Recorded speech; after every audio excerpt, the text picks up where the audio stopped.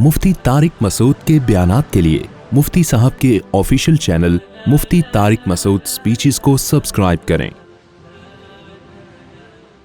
ہاں بھائی آجو آجو آجو آجو آجو آجو ابھی تو بنائی تھی آپ نے؟ اچھا اچھا ایک بنا لو اور یہ بنا دیں ویڈیو، اچھا ہے ویڈیو میں آ جائیں نا۔ چلو ہاں چلو ملیں گے میں بتاتا ہوں آپ کو۔ الحمد للہ نحمدہ ونصلی علی رسولہ الکریم، اما بعد فاعوذ باللہ من الشیطان الرجیم، بسم اللہ الرحمن الرحیم۔ والذین هم لأماناتهم وعہدهم راعون والذین هم بشہاداتهم قائمون والذین هم علی صلاتهم یحافظون اولئک فی جنات مکرمون۔ سورہ معارج کے دوسرے رکوع کی یہ آیات ہیں۔ اللہ نے اہل ایمان کی صفات بیان کی بہت ساری، ان میں ایک صفت والذین هم لأماناتهم وعہدهم راعون، یہ لوگ اپنی امانتوں اور معاہدوں کی رعایت کرتے ہیں۔ اللہ کرے یہ آیت ہم سب کی سمجھ میں آ جائے۔ امانت کا کیا مطلب ہے؟ امین کہتے ہیں قابل اعتماد، ٹرسٹ، جس پہ آپ کو ٹرسٹ ہو، آپ اس کی طرف سے بے خوف ہو۔ امن سے نکلا ہے نا، امن کسے کہتے ہیں؟ سلامتی، امن، جنگ کے اپوزٹ کو امن کہا جاتا ہے۔ اور امین آپ اس سے بے خوف ہو، آپ جس کو اپنی امانت دیتے ہو اس کو بھی امین کہا جاتا ہے۔ آپ کسی کے پاس اپنی امانت رکھواتے ہو تو جس کے پاس آپ نے امانت رکھوائی ہے اسے کیا کہا جاتا ہے؟ امین۔ کیوں امانت کیوں رکھوا رہے ہو؟ آپ اس سے بے خوف ہو، آپ کو پتا ہے بھائی یہ بندہ ایک نمبر ہے، میں اس کے پاس کچھ بھی رکھواؤں گا تو مجھے ٹرسٹ ہے، اس پہ اعتماد ہے، یہ اس میں ڈنڈی نہیں مارے گا، گھپلا نہیں کرے گا۔ آپ رکھوا کے چلے جاتے ہو سفر میں، کہیں بھی اعتماد کرتے ہو آپ اس کے اوپر۔ تو اللہ تعالیٰ قرآن میں کہتے ہیں کہ جب ان کے پاس کوئی امانت رکھوائی جاتی ہے نا تو یہ اپنے ٹرسٹ کو، اپنے اعتماد کو ٹھیس نہیں پہنچانے دیتے، یہ اپنے عمل سے ثابت کرتے ہیں کہ واقعی ہم قابل اعتماد ہیں، کہ ہم پہ کسی بھی چیز میں کوئی ٹرسٹ کیا جائے، کوئی راز ہمیں دے دیا اسے فاش نہیں کرنا، تو یہ اس میں پورے اترتے ہیں۔ اب آج بتاؤ، آج کیا مسلمان اس معیار پہ پورے اترتے ہیں؟ حدیث میں آتا ہے المجالس بالامانہ، جب بھی ہم کوئی نجی محفل میں بات کر رہے ہوتے ہیں وہ بھی ایک امانت ہوتی ہے۔ آپ نجی محفل میں بات کرو، اگلا جا کے اس کو پوری دنیا میں پھیلا دیتا ہے۔ تو یہ کیریکٹر جو ہے نا، کیریکٹر لیس ہونا، یہ بہت بری خصلت ہے۔ ابھی وہ ایک ٹک ٹاک پہ ایک ویڈیو آئی نا، وہی جو بناتے ہیں منہ پہ لال رومال، لال وہ ڈال کے بڑے زبردست چیزیں بنا رہے ہوتے ہیں۔ اس میں ایک بچے نے اپنی اماں سے کہا، نہیں اپنے ابا کو فون کیا کہ اماں کی برتھ ڈے منا رہا ہوں، سرپرائز دوں گا، امی کو نہیں بتانا۔ ابو نے آفس میں امی کو فون کیا کہ تمہاری برتھ ڈے کر رہا ہے، سرپرائز دے رہا ہے، لیکن میرے بیٹے کو نہیں بتانا کہ میں نے تمہیں بتا دیا ہے، میرے بیٹے کو نہیں بتانا کہ میں نے تمہیں بتا دیا ہے۔ شوہر کا فرض بنتا تھا نا اب نہ بتائے۔ شوہر نے فوراً اپنی بیگم کو فون کیا کہ میرے بیٹے نے فون کیا ہے کہ تمہیں سرپرائز دینا چاہتا ہے اور اس نے مجھے تمہیں بتانے سے منع کیا ہے، تو اس لیے برتھ ڈے میں چلی جانا، لیکن بیٹے کو یہ نہ بتانا کہ میں نے تمہیں بتا دیا ہے۔ اماں کہاں پیٹ میں رکھتی بات، اماں نے فوراً بیٹے کو فون کیا، کمبخت تو نے، یعنی ہاں بیٹا تم نے مجھے سرپرائز دینا تھا نا، تو تمہارے ابا نے مجھے بتا دیا ہے کہ آج میری برتھ ڈے ہے، لیکن ابا نے یہ کہا ہے، منع کیا ہے کہ یہ بیٹے کو نہیں بتانا، لہذا ابا کو فون کر کے یہ نہیں بتانا کہ میں نے تمہیں بتا دیا ہے۔ بیٹا بھی پیٹ کا ہلکا، اس نے ابا کو فون کیا کہ آپ نے اماں کو کیوں بتا دیا، لیکن اب اماں کو نہیں بتانا کہ میں نے آپ کو بتایا، اور پھر آپ نے اماں کو بتایا اور اماں نے مجھے بتایا۔ سمجھ رہے؟ اماں کو نہیں بتانا کہ میں نے آپ کو بتایا کہ آپ نے اماں کو بتایا۔ تو یہ چکر چل رہا ہے. پھر ابا فون کر رہے ہیں, جب میں نے منع کیا تھا بیٹے کو نہیں بتانا تو تم نے کیوں بتایا؟ اب بیٹے کو یہ نہیں بتانا کہ میں نے تمہیں بتایا اور تم نے پھر بیٹے کو بتایا اور پھر بیٹے نے مجھے بتایا, یہ بیٹے کو نہیں بتانا. تو یہ چکر چل رہا ہے. تو پھر یہی چل رہا ہے کہ تم اس کو نہیں بتانا کہ میں نے تمہیں بتا دیا, کہ اس نے مجھے بتا دیا کہ تم نے اس کو بتایا, اور کیوں بتایا کہ میں نے تمہیں بتایا ہے. یہ مارکیٹ میں ہوتا ہے کہ نہیں ہوتا؟ یہ چل رہا ہے مارکیٹ. تو مارکیٹ میں یہی چل رہا ہے, کوئی راز نہیں رہا, فوراً پیٹ میں گدگدیاں ہونا شروع ہو جاتی ہیں کہ جا کے بتائیں کیسے یار کسی کو.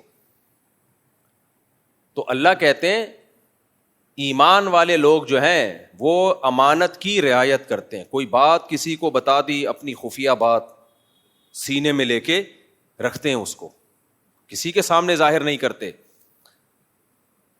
ندیم شاد ایک شاعر ہیں انڈیا کے, بڑا اچھا شعر ہے. وہ کہتے ہیں پتھروں سے کہو راز دل, یہ نہ دیں گے دغا آپ کو. پتھر جو ہے نا بت بن کے کھڑا رہے گا ساری زندگی, اس کے سامنے جو مرضی بولو گے دغا نہیں دے گا. اے ندیم آج کے دور میں آدمی کا بھروسہ نہیں, اے ندیم آج کے دور میں آدمی کا بھروسہ نہیں. اس کا ایک اور شعر سنا دیتا ہوں, شروع میں آپ خوش ہوں گے, آخر میں پھر پریشان ہو جائیں گے. کل وہ میرے بھی آنگن میں تھی جس پہ غرور, مجھے بہت پرانا ہو گیا نا سنا ہوئے. کل وہ میرے بھی آنگن میں تھی جس پہ غرور تجھ کو ہے, کچھ اس طرح کا شعر ہے. جس پہ کیا ہے شعر, کسی کو یاد ہے تو سناؤ. کل وہ میرے بھی آنگن میں تھی جس پہ تجھ کو غرور آج ہے. اب آپ پریشان خوش کہ یار پتہ نہیں کون تھی آنگن میں. کل وہ میرے بھی آنگن میں تھی جس پہ تجھ کو غرور آج ہے, کل وہ شاید تجھے چھوڑ دے اس خوشی کا بھروسہ نہیں. یعنی جن خوشیوں پہ آج تو اترا رہا ہے, دولت, شہرت, مزے کی لائف, اس پہ اترا مت. کل وہ میرے آنگن میں تھی اور میں بھی ایسے ہی غرور کرتا تھا, آج ان خوشیوں نے مجھے چھوڑ دیا, کل تجھے بھی چھوڑ سکتی ہیں. تو اس خوشی کا کوئی بھروسہ نہیں ہے. دیکھو نا انڈیا میں جہاز تباہ ہو گیا, سارے خوش جا رہے تھے, لندن جا رہے ہیں, انجوائے کریں گے لائف کو. وہ بیچارہ ایک شخص آیا, اپنی پوری فیملی کو, پریوار کو, خاندان کو لے کے جا رہے ہیں, سیلفیاں بنا رہے ہیں سب لوگ. دھڑام سے جہاز گرا, سب خوشیوں کو آگ لگ گئی. اور اس سے ہمیں کیا عبرت ملتی ہے؟ سب کچھ کس کے ہاتھ میں ہے بھائی؟ اللہ کے ہاتھ میں. اور دیکھو آپ نے موٹیویشنل اسپیکر سے سنا ہوگا کہ جو ٹائم پہ کام کرتے ہیں ہمیشہ کامیاب وہی ہوتے ہیں. سکسیسفل ہونے کی, کامیاب لوگوں کی جو 7 بڑی علامتیں ہیں نا, بہت بڑی بڑی 7 علامتیں گوروں نے لکھی ہیں کہ ان میں ایک یہ بھی ہے کہ یہ ٹائم کے پابند اور یہ سب چیزیں. وہ جو ایک لڑکی بچی ہے نا جہاز میں تباہ ہونے سے, وہ صرف اس لیے بچی ہے کہ ٹائم کی پابند نہیں تھی. وہ سمجھ رہے ہیں؟ انڈیا کا جو جہاز اڑا اور 3-4 منٹ کے بعد ہی وہ گر کے تباہ ہو گیا, اس میں ایک بندہ تو وہ تو اللہ نے بچا لیا, پیچھے سے دم سے نکل گیا, وہ اللہ اس کو زندگی دے. لیکن ایک لڑکی بچ گئی. کیوں بچی ہے؟ ٹائم پہ نہیں پہنچی تھی. تو کہاں گئی وہ ساری کامیابی اور سکسیسفل لائف کے بنیادی اصول کہ آپ ہر کام پرفیکٹ کریں, ٹائم پہ کریں, آپ کامیاب ہوں گے؟ نہ کچھ لوگ بغیر ٹائم کے کام کریں تو کامیاب ہو جاتے ہیں, ٹائم پہ کریں تو بیڑا غرق. تو وہ تو ٹائم پہ نہیں پہنچی, لیٹ ہونے کی عادت ہوگی لیٹ ہونے کی, ورنہ لگتا نہیں ہے کہ ایئرپورٹ بھی کوئی بندہ لیٹ ہو جائے. ایئرپورٹ کا تو پتا ہوتا ہے بھائی اتنے پہلے پہنچنا ہے, تو ٹائم پہ نہیں پہنچی اور اللہ کا فضل ہوا. اس سے ہمارے پاکستانی نوجوانوں کو کتنی موٹیویشن ملی ہے کہ صبح جلدی اٹھنا اور رات کو ٹائم پہ سونا. یہ ناکام لوگوں کی علامتیں. جو تھوڑی سی موٹیویشن ملی تھی نا, اس کا بھی بیڑا غرق ہو گیا. تو لیکن اس کا جواب میں آپ کو دیتا ہوں. اس کا جواب کسی کے باپ کے پاس بھی نہیں ہے, اس کا جواب صرف اسلام کے پاس ہے. کسی کے پاس اس کا جواب نہیں ہے. بھائی آپ کوئی بھی آپ کو سمجھا رہا ہوں نا ٹائم پہ کی پابندی کریں تو آپ کامیاب ہوں گے, سکسیسفل لائف ہے, تو آپ بتا دیں سر اس نے تو ٹائم کی پابندی کرتی تو آج جا چکی ہوتی. اس کی تو سارا ویژن کی ایسی کی تیسی, اس کو تو بچایا کس چیز نے؟ ٹائم کی پابند نہیں ہے. تو اس کا جواب اسلام نے دیا ہے. اسلام نے یہ دیا ہے کہ آپ کامیابی کے اسباب کے پابند ہیں. کامیابی کے جو اسباب ہیں ان کو اختیار کریں. اس پہ آپ کو وہ کامیابی ملے گی یا نہیں ملے گی یہ آپ کے ہاتھ میں نہیں ہے. یہ کس کے ہاتھ میں ہے؟ اللہ کے. اللہ کی مرضی اس کامیابی میں ناکام کر دے, ناکامی میں کامیاب کر دے. یہ اللہ کا مسئلہ ہے, آپ کا نہیں ہے. آپ کامیابی کے اسباب اختیار کریں, پھر ناکام بھی ہو گئے تو اللہ کہتا ہے یہ دنیا کی ناکامی نہیں ہے, میں کامیاب کر دوں گا. اصل آخرت ہے, دنیا نہیں ہے. دنیا میں کامیابی کے اسباب اختیار کرنے والے بہت دفعہ فیل ہو جاتے ہیں, اور ناکامی کے اسباب اختیار کرنے والے بہت دفعہ کامیاب ہو جاتے ہیں. تو یہ تو بظاہر نا انصافی ہے کہ اللہ جو ٹائم کے پابند تھے وہ مر گئے, اور جو سست دیر سے اٹھے وہ بچ گئے. آپ کہہ سکتے ہیں ہو سکتا ہے کوئی ایکسیڈنٹ ہو گیا اس کے ساتھ. بھائی ایکسیڈنٹ نہ بھی ہوا ہوتا, سست بھی ہوتی تو آج بچنا تھا اس نے. صحیح ہے نا, آج اس نے بچنا تھا. تو یہ اللہ پہ ایک اشکال ہوتا ہے نا کہ اللہ جو ٹائم کے پابند ہیں ان کا تو بیڑا غرق ہو گیا, اور جو ٹائم کے پابند نہیں ہیں, لیٹ پہنچ رہے ہیں, سست ہیں, وہ کامیاب ہو رہے ہیں. اس کا مطلب سست بننا چاہیے. تو اللہ جواب میں کیا کہے گا؟ غیر مسلم کے پاس تو کوئی جواب, وہ کہے گا لک تھی بھائی, ایک لک تھی, کیا کر سکتے ہیں. اللہ اس کا جواب دیتا ہے کہ تم جس چیز کو کامیابی سمجھ رہے ہو حقیقت میں وہ کامیابی ہے نہیں, اور تم جس چیز کو ناکامی سمجھ رہے ہو حقیقت میں وہ ناکامی ہے نہیں. اصل کامیابی آخرت کی ہے. جو چست لوگ ہوتے ہیں اور اپنی چستی کو صحیح سمت میں لے کے جا رہے ہوتے ہیں آخرت کے لیے, تو بے شک وہ دنیا میں ناکام ہو جائیں, آخرت میں کیا ہیں؟ کامیاب. اور جو سست لوگ ہوتے ہیں وہ دنیا میں کامیاب ہو بھی جائیں, آخرت میں کیا ہیں؟ ناکام. آخرت میں سست جنت میں تھوڑی جائے گا, سست نہیں جائے گا جنت میں. دیکھو حدیث میں آتا ہے ایسے پیغمبر بھی دنیا میں آئے جنہوں نے دین کی دعوت کا کام شروع کیا, ایک شخص بھی ایمان نہیں لایا اور ان کو قتل کر دیا گیا. دنیاوی لحاظ سے وہ اپنے ویژن میں کامیاب ہوئے یا ناکام؟ بولو, دنیاوی لحاظ سے کیا ہوئے؟ وہ ناکام. بھائی ایک شخص تو لے آتا نا ایمان, ایک بھی نہیں لایا اور قتل کر دیا گیا. لیکن آخرت میں کیا ہے؟ کامیاب ہے بھائی. اور والسماء ذات البروج میں جو اللہ نے بیان کیا, سورہ بروج میں واقعہ, اس میں کیا تھا کہ ایک نوجوان تھا, ایک نوجوان, بادشاہ نے کہا جادوگر سے نا, بادشاہ لوگ اس کے جادوگر تھے جو لوگوں کو الو بناتا تھا, تو اس سے بادشاہوں کے منجن بھی بکتے ہیں. جیسے پھونکوں والی سرکار اپر لیول پہ تعلقات ہیں تو اوپر تک کھانچے چلتے ہیں ان کے. یہ چھوٹے موٹے لوگوں کا کام چھوٹی موٹی پھونکیں ہوتی ہے. اتنے بڑے پیمانے پر ہول سیل کے حساب سے اگر کوئی پھونک مار رہا ہے تو اس کا مطلب اونچی سطح پہ, چاہے وہ اسٹیبلشمنٹ ہو, چاہے وہ ہمارے سیاسی لیڈر ہوں, کہیں نہ کہیں اس کا کھانچا چل رہا ہے. ورنہ اتنی پھونک کہاں سے آ رہی ہے بھائی؟ تو یہ باقاعدہ اسٹیبلشمنٹ میں کچھ لوگ ہوتے ہیں, پوری نہیں, کچھ لوگ ہوتے ہیں جن سے ان کے رابطے ہوتے ہیں, اور پھر سیاسی لیڈروں میں کچھ لوگ ہوتے ہیں جن سے ان کے رابطے ہوتے ہیں. تو وہاں سے ان کو پائپ لائن ہوتی ہے, وہاں سے پھونک ان میں بھری جا رہی ہوتی ہے اور یہ آگے پارسل کر رہے ہوتے ہیں.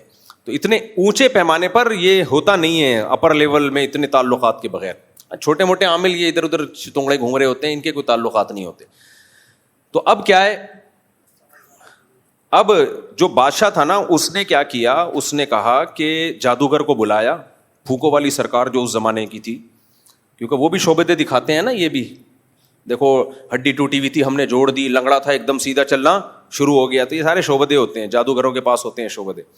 تو بادشاہ نے جادوگر کو بلایا اور کہا کہ جادوگر نے کہا کہ دیکھو میں مرنے والا ہوں, تو آپ کوئی بندہ دے دو جس کو میں یہ جادو سکھا دوں. یہی شعبدے بازیاں. کوئی نوجوان دے دو, جوان خون ہو, تاکہ کچھ عرصہ چل تو سکے نا وہ, تو آپ کے کام آئے گا, یہ منجن دبا کے چلتا رہے گا آپ کا. تو ایک نوجوان کو بادشاہ نے دے دیا, کسی گھر غریب فیملی سے لیا ہوگا, بھائی اس بے روزگار ہے اس کو سکھاؤ. یہ صحیح احادیث سے یہ مضمون ثابت ہے جو میں بیان کر رہا ہوں سورہ بروج کی تفسیر میں. تو اب ہوا کیا کہ جب وہ جو جادوگر تھا نا, جو نوجوان تھا, اس نے جادو سیکھنا شروع کیا اس زمانے کی پھونکوں والی سرکار سے کہ یار صرف یہ پھونک آپ کی کل مرنا بھی ہے نا, پھونک نکلے گی باہر لیکن ایک دن, کتنی بھی پھونکوں کے سلنڈر بھروا لو, موت کا فرشتہ آتا ہے تو اچھوں کی پھونک نکال دیتا ہے. تو اس سے پہلے کہ بادشاہ کی پھونک نکل جائے کسی اور کو یہ پھونکو والا فن سکھا دیا جائے. تو جادوگر بڈھا ہو گیا تھا, اس نے پھر اس نوجوان کو سکھانا شروع کیا. اب اللہ کی قدرت یہ کہ وہ بچہ جب اپنے گھر سے نکل کے آتا تو راستے میں ایک راہب, اس دور میں عیسائی مذہب برحق مذہب تھا, عیسائیت, اس میں راہب جو عیسائیوں میں بزرگ ہوا کرتے تھے, تو راستے میں ایک بزرگ تھے. تو بابے ہر دور میں رہے ہیں, یہ ذہن میں رکھنا. جو کہتے ہیں نا بابوں کو نہیں مانتے, وہ اسلام ہی کو نہیں مانتے. ہاں, دو قسم کے بابے ہوتے ہیں, برے بابے اور ایک نیک بابے. تو بابوں سے تعلق کے بغیر دین نہیں آتا میرے بھائی. ہاں, بابا صحیح ہونا چاہیے, خود صحیح عقیدے پر ہو, لیکن یہ کہنا میرا کوئی بابا ہی نہیں ہے تو اس کا مطلب یہ گمراہ ہے. تو راستے میں ایک بابا تھا, راہب, اللہ والا. تو یہ نوجوان جب جادوگر کے پاس آتا تو آتے ہوئے بھی اس راہب سے ملتا ہوا آتا اور گھر جاتے ہوئے بھی راہب سے ملتا ہوا آتا. جب جادوگر کے پاس آتا تھوڑی دیر ہو جاتی, جادوگر پوچھتا دیر سے کیوں آئے ہو, تو یہ کچھ گول مول بات کر دیتا, گھر میں دیر ہو گئی. اور جب گھر دیر سے پہنچتا تو وہاں گول مول بات کر دیتا. گھر والوں کو نہیں بتا رہا تھا میں راہب کے پاس جا رہا ہوں, کیونکہ گھر والوں کو بتا دیتا گھر والوں نے پکڑ کے کوٹنا تھا. گھر والوں نے پھونکو والی سرکار کے پاس بھیجا ہے اور آپ مفتی طارق مسعود صاحب کے پاس آ رہے ہو بیچ میں سرکار کے خلاف باتیں سننے کے لیے, تو گھر والوں کو غصہ آئے گا کہ نہیں آئے گا؟ خیر ہم تو بزرگ نہیں ہیں, وہ واقعی بزرگ تھا, یعنی کوشش کر رہے ہیں بزرگ بننے کی. تو اب وہ راہب کے پاس 2 دفعہ اور 1 دفعہ کس کے پاس؟ بولو, جادوگر کے پاس. تو اس نوجوان کو راہب کی باتیں زیادہ اٹریکٹ کرنے لگی کہ یار اس کی باتوں میں توحید ہے, نماز ہے, روزہ ہے, صلہ رحمی ہے, اوٹ پٹانگ پھینکتا نہیں ہے, لمبی لمبی ہے, لاجک کی بات کرتا ہے. اور یہ جو جادوگر ہے یہ لالچی بھی ہوتے ہیں, جھوٹے بھی ہوتے ہیں, کذاب بھی ہوتے ہیں, اور بہت ساری فحش حرکتوں میں بھی مبتلا ہوتے ہیں. کتنی لوگوں کی عزتوں کو لوٹا ہے نا ان جادوگروں نے. تو میں کیا بات کر رہا تھا, ہاں, تو وہ جو نوجوان تھا اس جادوگر کے پاس آتا اور جادوگر اس کو یہی پھونکو والی سرکار بنانے کی کوشش کرتا. تو نوجوان کو اندازہ ہو گیا کہ یہ جھوٹا مکار, ٹھیک ہے میں یہ فن سیکھ لوں گا تو پیسہ تو کما لوں گا, بادشاہ کا قرب بھی مجھے مل جائے گا, لیکن صحیح بات کس کی ہے؟ راہب کی, جو اللہ والا ہے, نیک ہے, طہارت ہے, پاکیزگی ہے. تو عیسائی مذہب پر اس کا دل آ گیا کہ بھائی یہ ٹھیک ہے. تو اب آہستہ آہستہ کیا ہوا کہ وہ جو ہے اسلام قبول کیے, جو اس زمانے کا اسلام تو عیسائیت ہی تھی نا, عیسائیت قبول کی اس نے اور عبادت گزار بن گیا. اب جب عبادت گزار بنا تو اس کے ہاتھ پہ کرامتیں ظاہر ہونا شروع ہو گئیں. یہاں جہلم کو بہت غصہ آئے گا کہ ایسا ہوا کیوں, لیکن یہ حدیث سے ثابت ہے, صحیح حدیث سے. میں کہتا ہوں اس زمانے کے بزرگ جو عیسائی تھے, نوجوان جو حضرت عیسیٰ کے امتی تھے, عیسیٰ ابن مریم کا امتی نیک بنے, اس کے ہاتھ پہ کرامت ظاہر ہو سکتی ہے, اور اس امت محمد صلی اللہ علیہ وسلم کا امتی نیک بنے اور نوجوان نہ ہو بلکہ بوڑھا ہو جائے اسی نیکی میں, اس کے ہاتھ پہ کرامت اگر ظاہر ہو تو آپ کہتے ہیں کہانیاں سناتے ہیں, بابوں کے قصے سناتے ہیں, شرک پھیلاتے ہیں. بھائی آپ قرآن و سنت کو فالو نہیں کر رہے, آپ کو بزرگوں سے چونکہ بغض ہے لہذا ان کی کوئی کرامت آپ کے سامنے آتی ہے تو اب آپ کو یہ ہوتا ہے میری تو کوئی کرامت ہو نہیں رہی اور ہمارے تو سرے سے کوئی بزرگ ہی نہیں ہے, ان کی کیوں ہو رہی ہے. اس بیس پہ آپ انکار کر رہے ہوتے ہو, اس بیس پہ آپ. ہاں اس میں ڈرامے بازی بھی ہوتی ہے, جھوٹ قصے بھی سنائے جاتے ہیں, لیکن سنانے والا اگر مستند ہے اور جس کے بارے میں سنایا جا رہا ہے اس کا نیک ہونا ثابت ہو جائے, پھر اس کرامت کا انکار کرنا یہ پیغمبر کی توہین ہے صلی اللہ علیہ وسلم کی. کیوں توہین ہے؟ کہ بھائی عیسیٰ کے امتی سے تو کرامتیں ظاہر ہو سکتی ہیں اور محمد صلی اللہ علیہ وسلم کے امتی سے کرامت ظاہر نہیں ہو سکتی. اس کا مطلب آپ حضرت عیسیٰ کا مقام محمد صلی اللہ علیہ وسلم سے بڑھا رہے ہو. کہ عیسیٰ ابن مریم علیہ السلام کو فالو کرنے والے تو دنیا میں ہوں گے کرامتیں, اور محمد صلی اللہ علیہ وسلم کو فالو کرنے والوں کے ہاتھ میں کچھ نہیں ہوگی کرامت. تو یہ سارا قصہ ہی غلط ہے میرے بھائی, جو ان لوگوں نے منجن بیچ رہے ہیں نا. ہاں اس میں اعتدال ضروری ہے کہ توحید پرست ہو, وہ بزرگ نیک ہو, اور اس کی کرامت کا صدور مستند ذریعے سے ثابت ہو. ایسا نہیں ہے کہ کوئی بیٹھ کے بنا رہا ہو, بیٹھ کے مستند ذریعہ ہو, بیان کرنے والا قابل اعتماد ہو. تو اب اس نوجوان کے ہاتھ پہ صحیح حدیث کے مطابق کرامتیں ظاہر ہونا بولو شروع. کیا کرامتیں ہو رہی ہیں؟ وہ شخص جو پیدائشی گنجا ہو اس کے سر پہ ہاتھ رکھے بال نکل آئے. دیکھو جب بھی علمی پوائنٹ بیچ میں آتے ہیں نا تو میں بیان کرتا ہوں, میں چھوڑتا نہیں اس کو. ابھی ایک ایک واقعے میں مجھے کئی ہفتے نکل جاتے ہیں بیان کرنے میں. اس سے پتہ چلتا ہے ٹنڈ یہ آزمائش ہے, بال اللہ کی نعمت. کیا خیال ہے؟ آج بعض جگہوں پہ ٹنڈ کو نعمت سمجھا گیا ہے, بعض خانقاہوں میں ہر وقت ٹنڈ کرا کے رکھتے ہیں اور اس کو ثواب بھی سمجھتے ہیں. اصلاح کی نیت سے کسی حد تک تو ٹھیک ہے یہ, تاکہ شو بازیوں کا عنصر نہ آئے, لیکن یہ ہمیشہ کے لیے اس کو معمول بنا لینا یہ ٹھیک نہیں ہے. نبی نے صرف حج عمرے کے موقع پہ حلق کرایا ہے, اور وہاں بھی شریعت نے اجازت دی ہے کہ قصر بھی کر سکتے ہو, اگرچہ کم فضیلت ہے, بال کٹوا بھی سکتے ہو.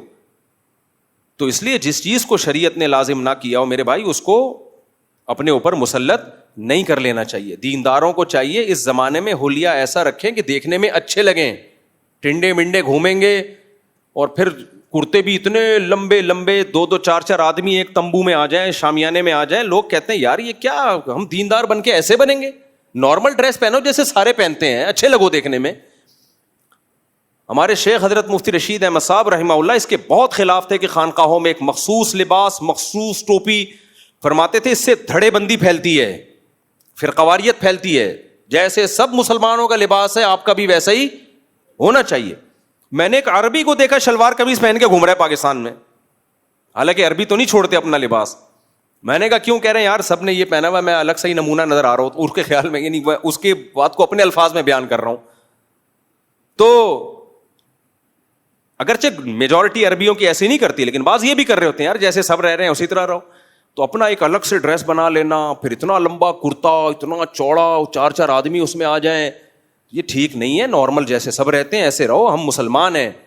یہ چیزیں پھر آگے بڑھتی ہیں. پہلے ڈریسنگ الگ ہوتی ہے, پھر پیر پرستی شروع ہوتی ہے, پھر اپنی مسجد بھی الگ ہو جاتی ہے.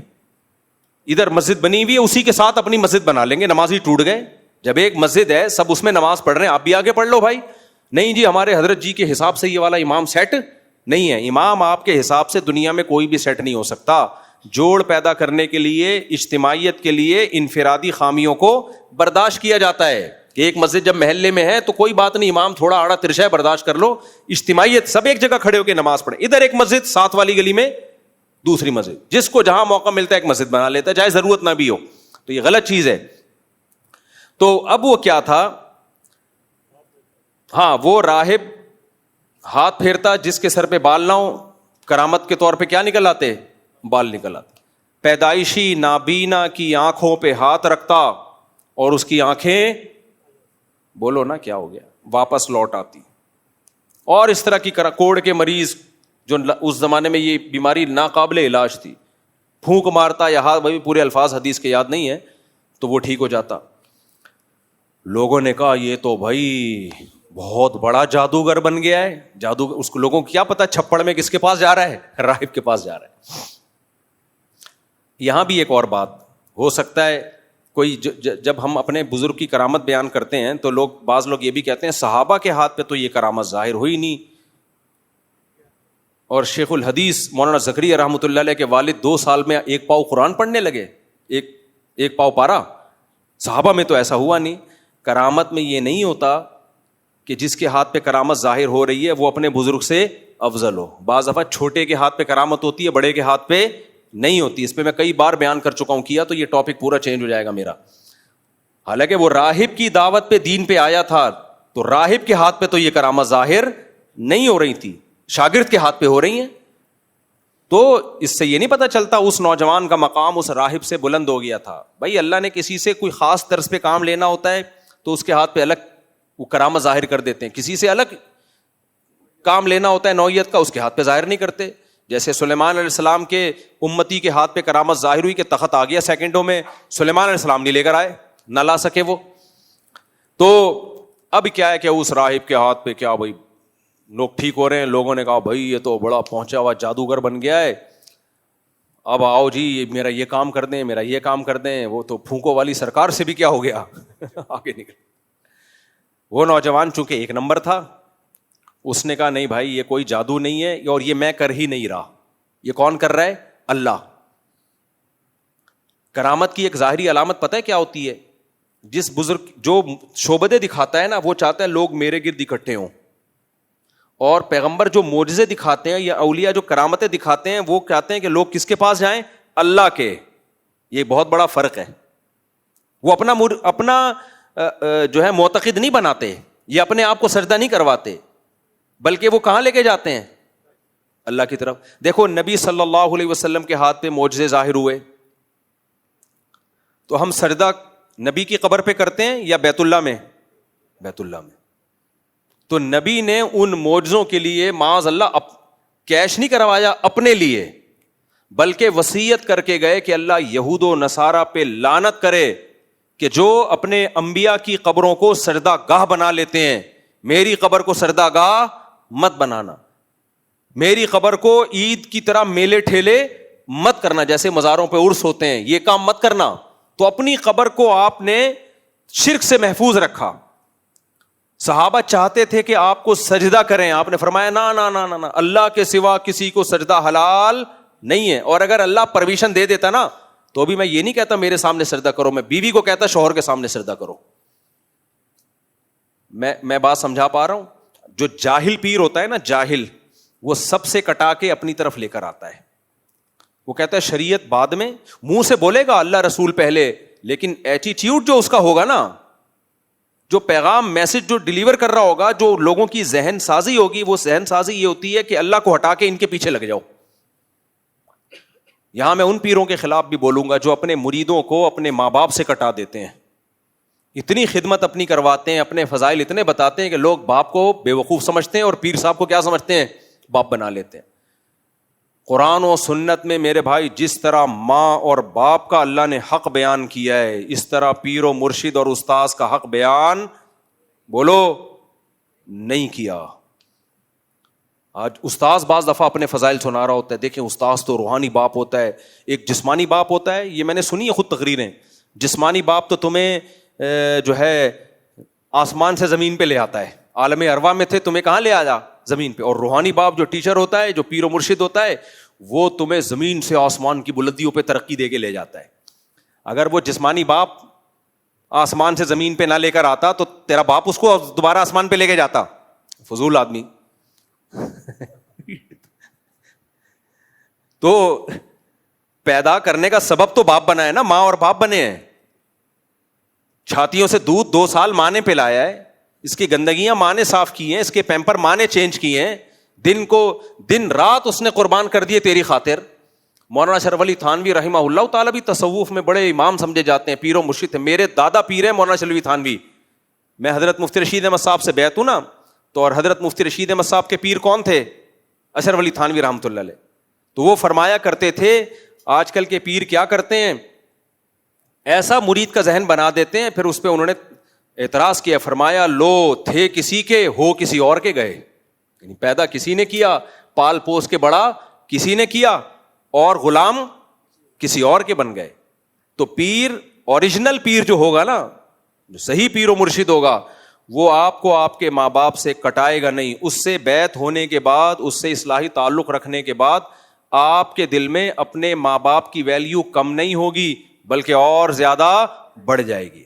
اگر پیر سے بیعت ہونے کے بعد, ٹھیک ہے پیر کی خدمت بھی کرو, وہ بھی ضروری ہے روحانی ترقی کے لیے, تو لیکن اس کی خدمت کے ساتھ ساتھ اپنے ماں اور باپ کی خدمت کا بھی جذبہ پیدا ہو رہا ہے, اس کا مطلب ہی 1 نمبر پیر ہے. اور اگر اس کے ساتھ تعلق رکھنے کے بعد ابا بے وقوف لگنے لگیں اور اماں آپ کو فالتو لگنے لگیں, ان کو ٹائم, پیروں کے ساتھ سارا دن بیٹھا رہے گا خانقاہ میں پڑا ہوا, ابا کے پاس 5 منٹ بیٹھنے کا ٹائم نہیں. حتیٰ کہ بیوی کے ساتھ آپ کا معاملہ کیسا ہوگا یہ بھی ابا اماں نہیں بتائیں گے, جن کی بہو ہے. یہ کون بتائے گا؟ پیر. میں تو بھگتا ہوا ہوں ایسے کیسز, اس لیے بتا رہا ہوں. ہمارے حضرت مفتی رشید احمد صاحب سے کسی نے پوچھا کہ اگر پیر ایک بات کا حکم دے جو جائز باتوں میں سے وہ بات ہو, اور ماں باپ اس کے خلاف حکم دیں, تو کس کی بات کو فالو کیا جائے گا؟ حضرت نے فرمایا اگر وہ 1 نمبر پیر ہوگا تو وہ ایسا کرے گا ہی نہیں. اس کو جب پتا ہے کہ ماں باپ کی خواہش کچھ اور ہے, تو وہ ماں باپ کی مرضی پہ چلنے کا حکم دے گا. وہ ہوگا ہی نہیں جو ماں باپ کی مرضی کے خلاف آپ کو لے کے جا رہا ہے. ہاں یہ جائز اور مباح چیزوں میں, جن چیزوں کا تعلق تربیت سے, وہ ایک الگ بات ہے بھائی. تربیت یا علاج سے جن چیزوں, بعض دفعہ ڈاکٹر آپ کو علاج بتاتا ہے کہ آپ کو پیناڈول کھانی پڑے گی, ابا کہہ رہے ہیں نہیں کھاؤ, تو اب جسمانی علاج کرنا ہے نا, تو یہاں کس کی چلے گی؟ ڈاکٹر کی چلے گی. وہ کہے گا پھر ابا سے علاج کرا لے بھائی. تو جن چیزوں کا تعلق اصلاح سے ہے, مثال کے طور پر آپ کو اللہ نہ کرے فوش فلمیں دیکھنے کی عادت پڑ گئی. اب آپ کو پتا ہے یار میں کمپیوٹر پہ تنہائی میں بیٹھوں گا تو میں خراب ہوں گا, یا میں جب بھی کمپیوٹر پہ آگے بیٹھوں گا میں غلط چیزوں کی طرف چلا جاؤں گا.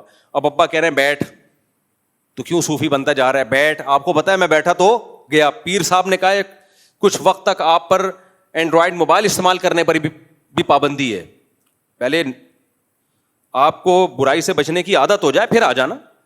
تو ایسے موقع پہ بھی پیر و مرشد کی بات کو مانا جائے گا, کیونکہ اس کا تعلق کس سے ہے؟ اصلاح سے اس کا تعلق ہے. ورنہ یاد رکھو اللہ تعالیٰ نے ماں باپ کا جو مقام دیا ہے, خدا کی قسم جب انسان قرآن پڑھتا ہے تو آدمی کہتا ہے بھائی اس معیار پہ شاید آج کوئی بھی پورا نہیں اترتا, آج شاید اس معیار پہ کوئی بھی پورا نہیں اتر رہا. اور حقیقت میں دیکھو اپنے بچوں کو دیکھو کیسے پالتے ہو, کیسے ان کے رونے پہ روتے ہو, ان کے ہنسنے پہ ہنستے ہو, اور ماں کی محنت دیکھا کرو یار. تو خیر, تو یہ میں بتا رہا تھا کرامتوں سے مجھے یاد آیا, جو اوریجنل سچی مچی کے بزرگ ہوتے ہیں جب ان کے ہاتھ پہ کرامت ظاہر ہوتی ہے تو وہ اپنی نفی کرتے ہیں, بھائی ہم کچھ نہیں ہیں, ہم اللہ کی عبادت کرتے ہیں تو اس کی وجہ سے ہمارے ہاتھ پہ کچھ یہ چیزیں ظاہر ہو گئیں, تو کس کی طرف جانا ہے بھائی؟ اللہ کی طرف جاؤ, اسی کی عبادت کرو, اسی کی طرف جاؤ. تو وہ نوجوان نے بھی یہی کرنا شروع کر دیا. اس نے بھی کیا, لوگ آ کے کہتے تم تو یار بڑے زبردست بن گئے. اس نے کہا بھائی میرا کچھ بھی نہیں ہے, نہ میں گنجے کے سر پہ بال اگا سکتا ہوں, نہ میں کوڑ کے مریضوں کو, میں تو صرف ہاتھ لگاتا ہوں, اور کرتا کون ہے؟ اللہ. تو کس کی طرف جاؤ؟ اللہ کی. تو اللہ نا اس سے کوئی بہت بڑا کام لینا چاہ رہے تھے اس نوجوان سے, کہ تاکہ جب یہ کرامتیں ظاہر ہوں تو لوگ کس پر ایمان لائیں؟ اللہ پہ. اس کی ایک آسان مثال دوں, جب انسان شہیدوں کے خون میں خوشبو سونگتا ہے تو شہید سے عقیدت بڑھے نہ بڑھے, حق کے لیے جان دینے کا جذبہ بڑھ جاتا ہے. کیا خیال ہے؟ یعنی اللہ کے لیے جان دینے کا جذبہ بڑھ جاتا ہے. تو یہ وہ کرامت ہے جس سے انسان اس شہید کی طرف نہیں جا رہا, کدھر کو جا رہا ہے؟ اللہ کی طرف. تو یہ فرق ہے جادو میں اور کرامت میں.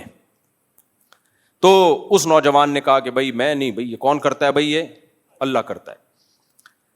اب بادشاہ کو بھی پتا چل گیا بھائی یہ تو بہت بڑی چیز بن گیا ہے یار, ہم نے کون کون سے تیل ایجاد کر کے دیکھ لیے بال نہیں آ رہے. تو اس کو لایا گیا, بادشاہ نے کہا بھائی تیرا معاملہ بہت بڑھ گیا ہے. تو اس نے کہا میں نہیں کرتا, میں جادو نہیں ہے یہ, میں ایمان لے آیا ہوں, ایک خدا کو مانتا ہوں, تجھے رب نہیں مانتا.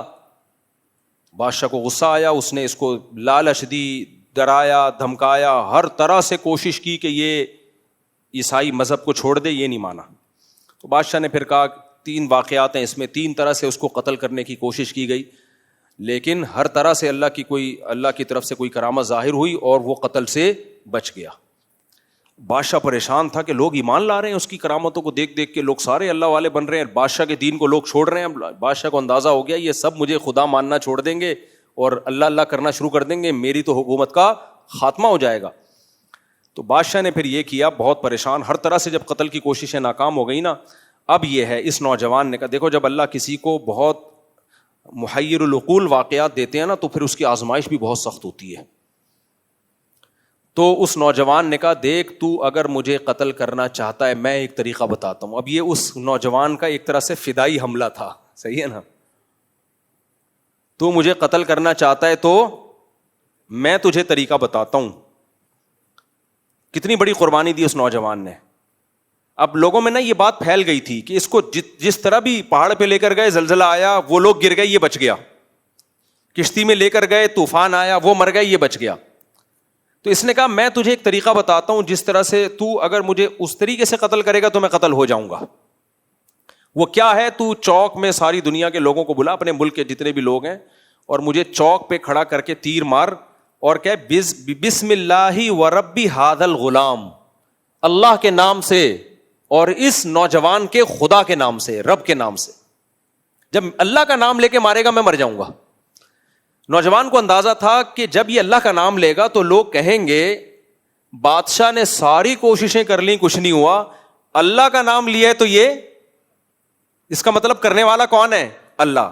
نوجوان کو پتا تھا یہ جب ہوگا نا تو لوگ بادشاہ کے دین کو چھوڑ دیں گے اور یہ بھی دیکھیں گے میں نے اتنی بڑی قربانی دی. جو قربانی دینے والا ہوتا ہے وہ 2 نمبر نہیں ہوتا. کیوں؟ پیسوں کے لیے اگر یہ سب کچھ کر رہا ہوتا, پھونکوں والی سرکار کہیں شہادت کے لیے نام لکھوائے گی؟ وہ ناموس رسالت کے نام پہ منجن بیچیں گے, ناموس رسالت. کہیں بھائی اگر تشکیل ہو رہی ہے, چلو بھائی جاؤ جی غزہ کے لیے کتنے لوگ ہیں, پھونکو والی سرکار کہے گی میں یہیں سے بیٹھ کے میزائلوں پہ پھونک ماروں گا بس. تو اس ٹائپ کی جتنی سرکاریں ان میں قربانی, کیونکہ کھا کھا کے مسٹنڈے ہو چکے ہوتے ہیں, موٹے ہو چکے ہوتے ہیں.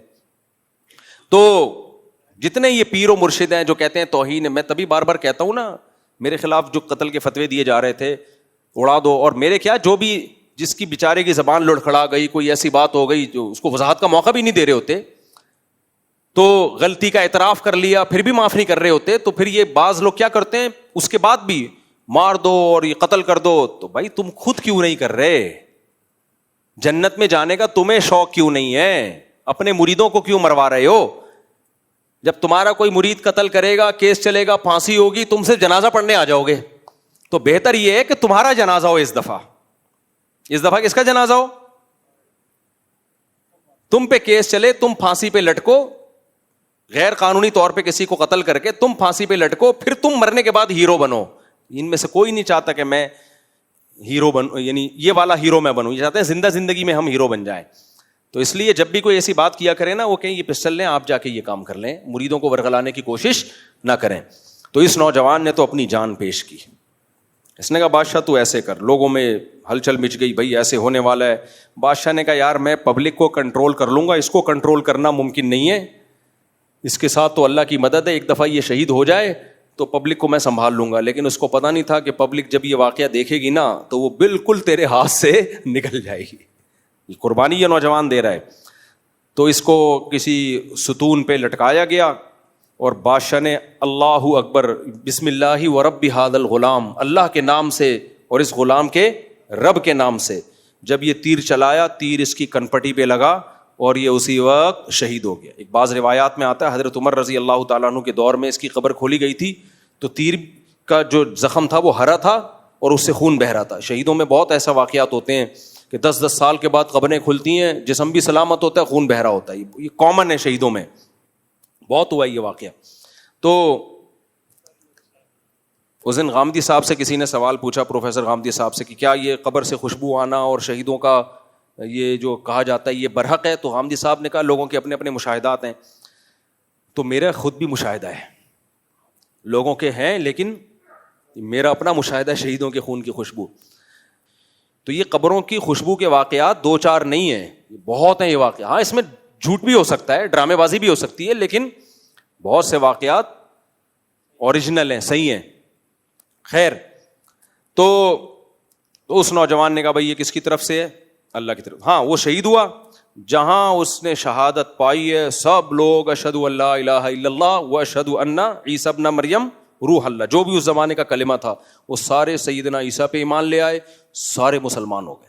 جو عیسائی مذہب انہوں نے اختیار کر لیا, اور اس وقت عیسائیت میں توحید تھی. عیسائی حضرت عیسیٰ کو اللہ کا بیٹا نہیں کہتے تھے.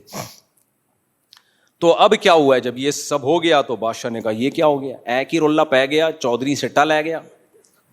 پنجاب میں نا الیکشن جب تھے تو کوئی اور جیت گیا, چودھری صاحب جیت گئے, محنت کسی اور نے کی تھی. تو اس پہ یہ پنجاب میں شعر لکھا ہوتا تھا, ایک ہی رولہ پہ گیا چودھری سٹا لے گیا. تو بادشاہ نے کہا ایک ہی رولہ پہ گیا, یہ تو چودھری سٹا لے گیا, کوشش میں کر رہا ہوں اور فائدہ کون لے گیا؟ یہ تو نوجوان کا دین لوگوں نے قبول کر لیا. تو بادشاہ لوگ کیا کرتے ہیں ایسے موقع پہ؟ ظلم کرتے ہیں. تبھی یہ جو لوگ کہتے ہیں نا خلافت, بھائی کچھ چیزوں میں بادشاہی نظام اچھا ہوتا ہے, کچھ میں جمہوری نظام اچھا ہوتا ہے.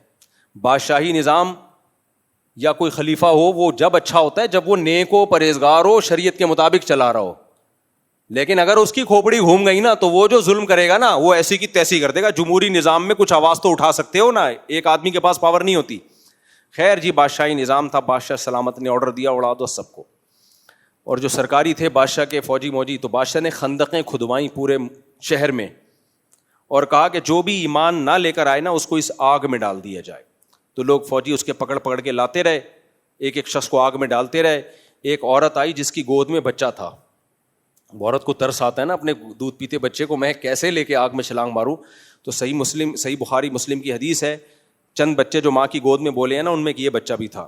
یہ بچہ ماں کی گود میں بولا, اس کی بھی کرامت ظاہر ہوئی. لوگ کہتے ہیں مولانا زکریا رحمۃ اللہ علیہ کے والد ماں کی گود میں کیسے قرآن پڑھ لیا, تو ماں کی گودوں میں چھوٹے بچوں کے بولنے کے بہت سارے واقعات ہوئے ہیں, یہ کرامت کے طور پہ, بہت سارے نہیں تو چند واقعات ہوئے ہیں. تو جب عیسیٰ علیہ السلام کی امت میں ہو سکتے ہیں تو محمد صلی اللہ علیہ وسلم کی امت میں کیوں نہیں ہو سکتے؟ تو اب کیا ہوا کہ وہ جو بچہ تھا اس نے وہ ماں کی گود میں بولا اور کہا اے ماں گھبرا مت, یہ دیکھنے میں آگ ہے, حقیقت میں یہ جنت کا باغ ہے. یہ اللہ کی طرف سے حوصلہ ملتا ہے جب انسان قربانی دیتا ہے. تو ماں نے اس بچے کو لے کے اس آگ میں چھلانگ لگا دی. تو اب میں جو اصل واقعہ بیان کرنا چاہ رہا تھا نا, یہ تو سارا یعنی تمہید لمبی ہو گئی. تو قرآن میں کہیں نہیں کہ پھر اس پر عذاب آیا بادشاہ پر, کچھ بھی نہیں ہے. کیا مطلب؟ دنیا میں وہ سب کیا ہو گئے؟ ناکام. اچھا وہاں ساحل ادیم بھی نہیں تھا. ساحل ادیم ہوتا تو کہتا ہے اسٹیٹ کے خلاف بغاوت کرو, تم چپ بیٹھے ہوئے ہو, سب جا رہے ہیں آنگوں میں چھلانگے مار رہے ہیں. وجہ کیا تھی بھائی؟ وہ ان کے پاس پاور نہیں تھی بادشاہ سے لڑنے کی. جب پاور نہیں ہوتی تو آپ کے پاس صبر کے علاوہ کوئی اور آپشن نہیں ہوتا. وہاں آ کے کیا جاتا کہ جی آپ ان سے لڑیں اسٹیٹ سے, آپ یوں کریں, وہ کہیں گے ہمارے کھانا پینا مشکل ہو گیا ہے, ہم نے ایمان لیا یہ ہماری. تو اس لیے اسباب اختیار کرنے کا حکم دیا ہے. تبھی موسیٰ علیہ السلام فرعون کو زبانی دعوت دی ہے, لڑے نہیں ہیں. کلیم اللہ ہوتے ہوئے بھی نہیں لڑے فرعون کے خلاف. بھائی پاورفل ہے تو اللہ نے زمینی اسباب کو سامنے رکھ کے ہمیں پالیسیاں بنانے کا حکم دیا ہے. باقی جو ایسے واقعات ہیں کہ 313 اتنے پہ غالب ہو گئے, وہ معجزہ ہے. معجزے پیغمبروں کے ساتھ ہوتے ہیں اور کرامتیں ولی اللہ کے ساتھ ہوتی ہیں, لیکن اس میں ولی کو پتا ہوتا ہے کرامت ظاہر ہوگی تبھی وہ کر لیتے ہیں. تو اگر جناب ساحل ادیم صاحب کو اگر کوئی کرامت نظر آ رہی ہے کہ ہم یوں کریں گے اور ایسا انقلاب آ جائے گا تو بتائیں, رپورٹ پیش کریں. ہمیں اگر لگا کہ یہ صحیح کرامت ہے تو ہم اس پر عمل کر لیں گے. تو لیکن شریعت میں حکم ہے اسباب اختیار کرنے کا. تو وہ ساری قوم جتنے بھی لوگ ایمان لائے تھے ہزاروں کی تعداد میں, وہ سب آگ میں اس نے جلا دیے. تو اب قرآن میں نہیں ہے کہ اس کا کوئی برا ہوا اس کے ساتھ, اللہ نے آخرت کی دھمکیاں دی ہیں. تو ایک عرب عالم نے اس پہ بڑی پیاری بات لکھی ہے کہ دنیاوی لحاظ سے وہ بادشاہ کامیاب ہو گیا, بغاوت کو اس نے, زبانی بغاوت, مسلح والی بغاوت نہیں, اس نے کچل دیا, کامیاب ہو گیا. لیکن کیا ہم اس کو کامیابی کہیں گے؟ بولو نا. قرآن کہتا ہے وَالسَّمَاءِ ذَاتِ الْبُرُوجِ, وَالسَّمَاءِ ذَاتِ الْبُرُوجِ, یہ تو میں ہر فجر میں پڑھ رہا ہوتا ہوں. وَالسَّمَاءِ ذَاتِ الْبُرُوجِ وَالْيَوْمِ وَشَاهِدٍ وَمَشْهُودٍ قُتِلَ أَصْحَابُ الْأُخْدُودِ النَّارِ ذَاتِ الْوَقُودِ. اللہ کہتے ہیں وہ جو خندقیں کھودنے والے تھے نا, بادشاہ اور اس کے فوجی, وہ سب برباد ہو گئے. اذ ہم علیہا قعود وہم علی ما یفعلون بالمؤمنین شہود. وہ یہ تماشا دیکھ رہے تھے, مظلوم کمزوروں بچوں عورتوں کو آگ میں جلتا ہوا دیکھ کے تماشا دیکھ رہے تھے, اور بلکہ بادشاہ کے ساتھ اس ظلم میں شریک تھے. دنیا تو کہے گی یہ لوگ برباد ہو گئے, قرآن کہہ رہا ہے کون برباد ہو گیا؟ بادشاہ اور اس کے فوجی جو یہ ظلم دیکھ رہے تھے اپنی آنکھوں سے. انگریز دیکھے گا کہے گا کہاں برباد ہوئے بھائی, کامیاب ہو گئے, بغاوت کو کچل دیا انہوں نے. تو اس لیے اصل کامیابی کون سی ہے بھائی؟ آخرت کی. اصل کس کی کامیابی ہے؟ جو آخرت میں ملے گی. تو اس لیے ہم کہتے ہیں کہ جب آپ کامیابی کے اسباب اختیار کرتے ہیں پھر بھی ناکام ہو جاتے ہیں, اللہ کی نظر میں ناکام نہیں ہوتے, دنیا کی نظر میں ناکام. تبھی ہمیں حکم ہے کہ ہم نے کامیابی کے اسباب اختیار کرنے. اس کی مثال ایسے ہے, ایک آدمی صحت کا خیال نہیں کرتا اور اپنے آپ کو اپنے ہاتھوں سے تباہ کر رہا ہے, مر جاتا ہے گنہگار ہوگا, بچ جاتا ہے پھر بھی گنہگار ہوگا. وہ کہہ سکتا ہے اللہ میں تو 100 سال جی کے آیا ہوں, اللہ کہے گا تو نے کوشش تو کی تھی 40 میں مر جائے, یہ تو میری قدرت, میں نے تجھے بچا لیا. تو یہ آخرت میں کامیاب ہے ناکام؟ ناکام. ایک آدمی صحت کے تمام اسباب اختیار کرتا ہے پھر بھی مر جاتا ہے, تو آخرت کے لحاظ سے یہ کیا ہے؟ کامیاب ہے, کیونکہ اللہ کے حکم کو اس نے پورا کیا. تو اس لیے خوب اچھی طرح سمجھ لو میرے بھائی, ہمیں اسباب اختیار کرنے کا حکم ہے. اب میں اسی آیت کی طرف آتا ہوں. تو اللہ نے کیا فرمایا؟ والذین هم لامانات, یہ پتہ نہیں یہاں سے یہاں گیا کیسے یہ بیان, فوج پہ نہیں, ایمانداری کے حوالے سے بات ہوئی تھی. یہ انڈیا کے جہاز پہ کیسے آ گئی؟ انڈیا کے جہاز پہ کہاں سے آ گیا؟ میں خیر دلی سے سمیٹتا ہوں بیان کو میں. تو اللہ نے کیا فرمایا؟ ایمان والے امانتوں کے پاسدار ہوتے ہیں. تو امانتوں کا مطلب کیا ہوا کہ والذین هم لاماناتہم وعہدہم, امانت کا مطلب آپ کے پاس کوئی رقم رکھوائے تو آپ کو اس بات کی فکر ہونی چاہیے کہ میں نے ایز اٹ از یہ رقم اس تک پہنچانی. کمیٹیاں کھلتی ہیں, جس کے ہاتھ میں کمیٹی ڈالی جاتی ہے اس کو سمجھا جاتا ہے یہ ایماندار ہے, کھا جاتا ہے بعض دفعہ. وہ بہت واقعات ہوتے ہیں, کمیٹی ڈالی تھی بھاگ گیا. امانت میں یہ بھی ہے, آپ نے پارٹنرشپ پہ کوئی بزنس شروع کیا, اب آپ اس کو اصل پروفٹ بتا ہی نہیں رہے, کیونکہ جب آپ اس کی رقم سے جو پروفٹ کما رہے ہو اس کا مالک کون ہے, آپ ہو یا وہ ہے, آپ اس کو ڈنڈی مار رہے ہو, پروفٹ نہیں بتا رہے. آج ایک میرے سامنے واقعہ آیا کہ ایک صاحب کو یہ جو گوالے ہوتے ہیں نا, گوالے, ایک صاحب نے کہا میرا بھینسوں کا کاروبار تھا, تو گوالے دودھ نکالتے ہیں, ان کو ملازمت, ان کو کمیشن ملتا ہے یا تنخواہ ملتی ہے. انہوں نے مجھے بتایا مفتی صاحب خدا کے لیے اس پہ بیان کرو, گائے والوں کا, دودھ والوں کا جو پالتے ہیں نا, ان کا بیڑا غرق ہوتا جا رہا ہے گوالوں کی وجہ سے. گوالوں میں ایماندار بہت کم ہوتے ہیں. میں نے کہا کیوں بھائی؟ کہہ رہے ہمارے ایک جاننے والا تھا, اس نے پتہ نہیں 25, 30 یا 40 بھینسیں تھیں, اب روزانہ دن دودھ آ رہا ہے. گوالوں نے, کمبختوں نے یہاں کوئی پانی کی بوتل چپکائی ہوئی ہے, کوئی پمپ ہے دودھ کھینچنے والا. اب مجھے تو یہ ٹیکنالوجی کا نہیں پتا نا کون سی ٹیکنالوجی استعمال ہو رہی ہے اس میں. وہ جتنا دودھ نکل رہا ہے اتنا ہی سک کر کے کہیں لے کے جا رہے ہیں وہ دودھ, مالک کو پتہ بھی نہیں چل رہا. اور کہا کہ ایک اور جرم گوالے کر رہے ہوتے ہیں, دودھ نکالتے ہیں تو پیتے بھی ہیں ساتھ ساتھ. انہوں نے کہا اب تو یہ قانون بن گیا 8-10 کلو تو پی جا, کوئی مسئلہ نہیں ہے, اس سے زیادہ نہیں پینا. یعنی اتنا فراڈ ہو رہا ہے اس فیلڈ میں. اور یہ تو میرا اپنا تجربہ ہے, میں بکری خود کئی دفعہ میں نے پالی ہے, قد بھی نکالتی ہے, دودھ بھی دیتی ہے, بیمار بھی نہیں ہوتی. آپ وہ بکری چرواہے کو پکڑا دو. میں نے بکری کے بچے پالے ہیں, پورے بڑے ہوئے ہیں, جیسے ہمارے اپنے بچے بڑے ہو گئے ایسے بکری کے بچے بھی بڑے ہوئے, ان کی شادیاں ہوئی, ان کے بچے ہوئے, سب کچھ ہوا. لیکن وہی بکری کا بچہ آپ چرواہے کو پکڑا دو, ساری بکریاں بڑی ہوں گی, وہ بچہ کبھی بھی بڑا نہیں ہوگا, وہ اتنے کا اتنا ہی رہے گا. ابے جب یہ کیوں بڑا نہیں ہو رہا؟ کہتے ہیں مصعب اصل میں ایکچولی اس کی نسل ہی ایسی ہے یار, باقی جتنے تیرے بکرے ہیں وہ سارے بڑے ہو رہے ہیں. تو ہر فیلڈ میں خیانت ہے.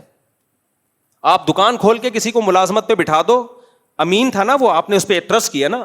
امین کسے کہتے ہیں؟ جس پہ ٹرسٹ کیا جائے. کوئی کاروبار اس کے حوالے کیا جا رہا ہے اس پہ ٹرسٹ کر کے, کوئی ٹھیکہ اس کو دیا جا رہا ہے اس پہ ٹرسٹ کر کے. ابھی ایک ٹھیکیدار کو ہم نے پکڑا, یعنی ہمارے دوستوں نے پکڑا, مجھے بتایا وہ کر کیا رہا ہے. یہ تو بہت سارے ٹھیکیدار کرتے ہیں. آپ نے سریا ڈلوانا ہے, آپ نے کلر کرنا ہے, ٹھیکیدار کو کام دیا گھر بنانے کا, ٹھیکیدار نے جا کے سریے والے سے بولا کہ دینا اتنے کا ہے اور رسید زیادہ کی بنانی ہے. یہ بہت ہو رہا ہے سوسائٹی میں, یہ تو اتنا ہو رہا ہے کہ اس کو تو برا ہی نہیں سمجھا جاتا. میں اپنے ساتھ ہونے والے واقعات اس لیے نہیں بیان کر رہا کہ جنہوں نے دھوکہ دیا وہ سمجھ جائیں گے, وہ بولیں گے مفتی صاحب نے ممبر پہ بیٹھ کے ہماری پول پٹیاں کھول دی ہیں, اس لیے میں اپنے واقعات کو اسکپ کر رہا ہوں. تو لوگ بتاتے ہیں کارپینٹر کیسے ڈنڈی, آپ کسی کارپینٹر کو بول دو کہ یہ دروازہ بنانا ہے, الماری بنانی ہے, اور اس پہ کوئی اعتماد کر کے بولو بھائی لکڑی بھی تو لے کر آ, ساری چیزیں تو لے کر آ, وہ کیا کرے گا؟ وہ جہاں سے دروازہ خریدے گا یا لکڑی خریدے گا اس کو بولے گا کہ میں تیری دکان سے ہی خریدوں گا سب کچھ, لیکن ایک فیور تو نے مجھے دینا ہے کہ جتنے کی لکڑی ہے نا اس سے تھوڑا زیادہ کی رسید بنانی ہے. وہ بھی خوش ہوتا ہے, اچھا یار میرے پاس بائک تھی, اب تو وہ قصہ اتنا پرانا ہو گیا کہ اب جس کے بارے میں کہہ رہا ہوں اس کو نہیں. ریڈیو پاکستان ہے نا, ریڈیو پاکستان, اس کے قریب میں بائکوں کی بہت بڑی مارکیٹ ہے. تو میری GTO 125 رکھی ہوئی تھی, شوق تھا, میں وہاں جاتا تھا. کبھی بائک میں کوئی کام نکل آیا تو جو میکینک تھا نا وہ مجھے کہتا تھا کہ اس کا یہ پرزہ خراب ہے, فلاں شاپ سے خرید لیں, وہ اچھے ریٹ پہ دیتا ہے. میں جاتا تھا, اچھے ریٹ پہ لے لیتا کہ یار یہ جب میرا میکینک مجھے کہہ رہے, بعد میں پتا چلا یہ کمبخت کا کام ہی یہی ہے, اس کا کھانچا کھلا ہوا ہے اس شاپ سے, اسپیئر پارٹس کی دکان سے اس کا کھانچا ہے, اور یہ کوئی پارٹ اگر ریپیئر کرنے سے ٹھیک ہو بھی جاتا ہو نا, یہ ٹھیک نہیں کرتا بلکہ نیا خریدنے کا آرڈر دیتا ہے, اور آرڈر بھی وہیں سے دے گا. اچھا میں تو اس کی دکان سے لیتا تھا, تو اس دکان والے نے مجھے کہا کہ یار مفتی صاحب یہ میکینک بہت اچھا آدمی ہے, تھوڑا مہنگا ہے لیکن بندہ بہت زبردست. دونوں کا ایک دوسرے کے مکھن پالش کا پروگرام چل رہا ہے. اس دکان والے نے اس کی تعریفیں کرنی ہے, فیور کیا لے رہا ہے کہ جتنے بھی پارٹس خریدوانے ہو میری شاپ پہ بھیجنا, اور اس نے اس سے دو چیزیں, کمیشن بھی باندھا ہوا ہے اور تعریفیں بھی باندھی ہوئی ہیں کہ جو کسٹمر آئے میری تعریفیں کرنی ہیں. اور تعریف بھی ایسے کرتا تھا کہ مفتی صاحب یہ جو مکینک ہے نا, یہ مکینک تھوڑا مہنگا ہے, یعنی تھوڑی برائی کر کے تعریف کرو نا تو زیادہ چلتی ہے. تبھی کہتے ہیں وہ جھوٹ بہت خطرناک ہوتا ہے جو سچ میں ملا کے بولا جائے, کیونکہ باقی سچ کی وجہ سے اس جھوٹ کو بھی لوگ سچ سمجھنا شروع کر دیتے ہیں. جو اعلیٰ درجے کے کذاب ہوتے ہیں نا, وہ 100% جھوٹ نہیں بولتے, وہ سچ بولتے بولتے بیچ میں کیا ملا دیتے ہیں, جھوٹ. تو تھوڑی برائی کرتا اس میکینک کی, یار یہ بندہ تھوڑا اچھا, وہ میکینک بد اخلاق بھی بہت تھا, بدتمیز بھی بہت تھا, تو یار یہ مفتی صاحب ہے تو بڑا بدتمیز اور تھوڑا مہنگا بھی ہے, لیکن کام. اب آدمی کہے گا میں نے بدتمیزی کا کیا کرنا ہے میرے بھائی, کام جب کر کے دے رہا ہے تو میں نے اس کے اخلاق سے کوئی تبلیغ میں تھوڑی نکلا ہوں اس کے ساتھ اخلاق سیکھنے کے لیے میں. یہ آج بہت ہو رہا ہے, لوگ مسائل پوچھتے ہیں, سعودی عرب میں بھی دوسرے ملکوں میں بھی مکینک گڑبڑ کر رہا ہوتا ہے, آپ نے اپنی گاڑی مکینک کے حوالے کر دی, آپ ٹرسٹ کر رہے ہو میرے بھائی اس پہ, اس کو چاہیے جہاں سب سے سستا ملے وہیں سے دے. ڈاکٹر یہ خیانت کر رہے ہیں, پیشنٹ جب ڈاکٹر کے پاس جاتا ہے تو اعتماد کی بیس پہ جاتا ہے نا, ڈاکٹر صاحب نسخہ لکھ کے دے رہے ہوتے ہیں کہ یہ وہاں سے دوا لے لینا اس کمپنی کی, حالانکہ ڈاکٹر کو پتا ہے کہ یہی فارمولا, یہی کیمیکل, جو بھی مرکبات ہیں یہ فلاں کمپنی کے اس سے سستے ملتے ہیں, لیکن کمپنی نے ڈاکٹر سے وعدہ کیا ہوا ہوتا ہے کہ آپ نے ہماری دوا بکوانی ہے, اتنی پرچیاں لکھ کے دے دیں تو ہم آپ کو یہ فیسلٹیز دیں گے, ہم آپ کو یہ فائدہ دیں گے, اور اس میں بعض دفعہ عمرہ بھی ہوتا ہے. عجیب, حرام سے عمرہ کرنے جا رہے ہو تو یہ ہم آپ کو سہولتیں دیں گے. ڈاکٹر صاحب بھی لوگوں کو لکھ لکھ کے دے رہے ہوتے ہیں, حالانکہ مریض نے ڈاکٹر پر ٹرسٹ کیا ہے, تو ڈاکٹر مریض کے ساتھ امانت میں بولو خیانت کر رہا ہے. تو یہ بھی اسی آیت میں داخل ہے. ٹیچر امانت میں خیانت کرتا ہے, طالب علم لوگ ٹیوٹر رکھ لیتے ہیں, قاری کو رکھ لیتے ہیں اعتماد کر کے, وہ آستین کا سانپ بن جاتا ہے. ایسے لوگ بھی میرے علم میں, عام طور پہ قاری ایسے ہوتے نہیں ہیں, زیادہ تر نیک ہی ہوتے ہیں, لیکن ایسے قاری بھی میں نے دیکھے, لوگوں نے اعتماد کر کے اپنی بیٹی حوالے کر دی کہ بھئی آپ اس کو پڑھاؤ, ہم آپ کو روحانی باپ سمجھتے ہیں, اسی بیٹی سے ناجائز تعلق قائم کر لیا. ٹھیک ہے اس نے غلط کیا, اپنی جوان بیٹی کیوں حوالے کر رہے ہو قاری کے, اس نے تو غلط کیا, لیکن آپ نے اس سے زیادہ غلط کیا. یار وہ آپ پہ اعتماد کر رہا ہے کہ یہ قاری ہے, یہ قرآن پڑھتا ہے, یہ نیک ہے, یہ میری بچی کو بیٹیوں کی طرح دیکھے گا, تو آپ بھی تو پھر بیٹی والا معاملہ کرو نا اس کے ساتھ. اور آپ جب گھر آستین کا سانپ بنے ہوئے ہو. ایسے واقعات بھی آئے کہ گھر میں گھسے اور جس بندے نے اپنے گھر میں گھسایا کہ میرے بچوں کو قرآن پڑھاؤ, اسی بندے کی بیوی سے ناجائز تعلق شروع کر دیا. تو یہ سب کیا ہے, امانتوں میں خیانت. جو آپ پہ ٹرسٹ کر رہا ہے آپ اسی کے گھر میں ڈس رہے ہو, آستین کے سانپ بنے ہوئے ہو. جو حرام خور لوگ ہوتے ہیں نا, دو قسمیں ہوتی ہیں, جو لڑکیوں سے ناجائز تعلق قائم کرتے ہیں, ان کی بھی دو قسمیں ہوتی ہیں. ایک تو وہ جو اجنبیوں سے جا کے حرام کاریاں کرتے ہیں, طوائف خانوں میں جائیں گے, یہ بھی 2 نمبر ہیں. زیادہ بڑا 2 نمبر وہ ہے جو دوست ہی کے گھر میں ڈاکہ ڈالنا شروع کر دے, جو دوست ہی کے ساتھ خیانت کرنا شروع کر دے. میرے پاس جب واقعہ آتا ہے نا, اللہ نہ کرے, زیادہ تر ایسا نہیں ہوتا الحمدللہ, خیر غالب ہے, کہ بھابھی کا دیور سے چکر چل رہا ہے, بہت افسوس ہوتا ہے. یار دیور جو بھائی ہے وہ تو محافظ ہونا چاہیے نا اپنے بھائی کا. چکر کیسے چل رہا ہے, تو دیور نے ڈورے ڈالے ہوئے بھابھی کے اوپر, ورغلا رہا ہے اس کو. یار تجھے کوئی اور نہیں ملا دنیا میں منہ کالا کرنے کے لیے, تو اپنے بھائی کی بیوی کے ساتھ خیانت کر رہا ہے, اپنے بھائی کے ساتھ تو غداری کر رہا ہے. بتاؤ زمین پاؤں جو ہے وہ زمین پاؤں سے نکلے گی کہ نہیں نکلے گی؟ ایسے ایسے واقعات میں سنتا ہوں نا, پھر میری نیند اڑتی ہے رات کی, پھر میں ڈپریشن میں جاتا ہوں, پھر میں کہتا ہوں یار یہ جو ہے اس کو دماغ کہیں اور ہٹاؤ. غصہ اتنا آتا ہے, آدمی چاہتا ہے گلا دبا دو اس کا. ایسے واقعات بھی آئے ہیں کہ بھابھی صاحبہ کا چکر تھا, پتہ چلا کس کے ساتھ ہے, دیور کے ساتھ. تو دیور ڈورے ڈال رہا ہے اور پھر بھابھی کا بھی آنکڑا ہو گیا. پردہ وردہ تو آج کل سوسائٹی میں ہے نہیں. یار تو طوائف خانے چلے جاتا, منہ کالا کرتا طوائفوں کے ساتھ, لڑکیاں بہت ہیں منہ کالا کرنے کے لیے, بہت ہیں لڑکیاں, دفع ہو جاتا وہاں پہ. تو کس سے معاملہ کر رہا ہے, اپنے بھائی کے ساتھ خیانت کر رہا ہے تو. اگر بھابھی آنکھ مٹکا کرتی بھی ہے تو اس کو تھپڑ مار کے, تجھے شرم نہیں آتی؟ تو میرے بھائی کی بیوی ہو کے اس کے ساتھ غداری کر رہی ہے. تو یہ بھی سب کیا ہے, امانتوں میں خیانت. بھائی تو اعتماد کرتا ہے, یار میرا بھائی ہے, میری بیوی کو بھابھی سمجھے گا, اس کو احترام والا رشتہ رکھے گا. وہیں آپ ڈاکہ ڈال رہے ہیں.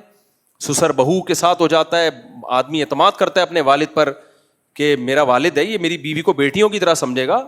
میں بار بار کہہ رہا ہوں نارملی ہماری سوسائٹی میں ایسا ہوتا نہیں ہے, بدگمان نہ ہو, لیکن 1000 یا 100 میں ایک واقعہ ہو جاتا ہے تو اس پہ انسان کانپ اٹھتا ہے کہ یار وہ تو قابل اعتماد ہیں, وہی امانت میں خیانت کرنا شروع کر دے. تو یہ بہت, ایک دفعہ یاد ہے ہمارے پاس کیس آیا, ایک لڑکی رو رہی تھی, وہ کہتی ہے کہ مفتی صاحب بتاؤ بھائی بہن کے محافظ ہوتے ہیں یا نہیں ہوتے؟ میں نے کہا ہوتے ہیں, بھائی تو بہنوں کی عزت کی خاطر جان دے دیتا ہے. اس نے کہا میرا بھائی مجھ پہ غلط نظریں ڈالتا ہے. کیا دل پہ چھرے چلیں گے کہ نہیں چلیں گے؟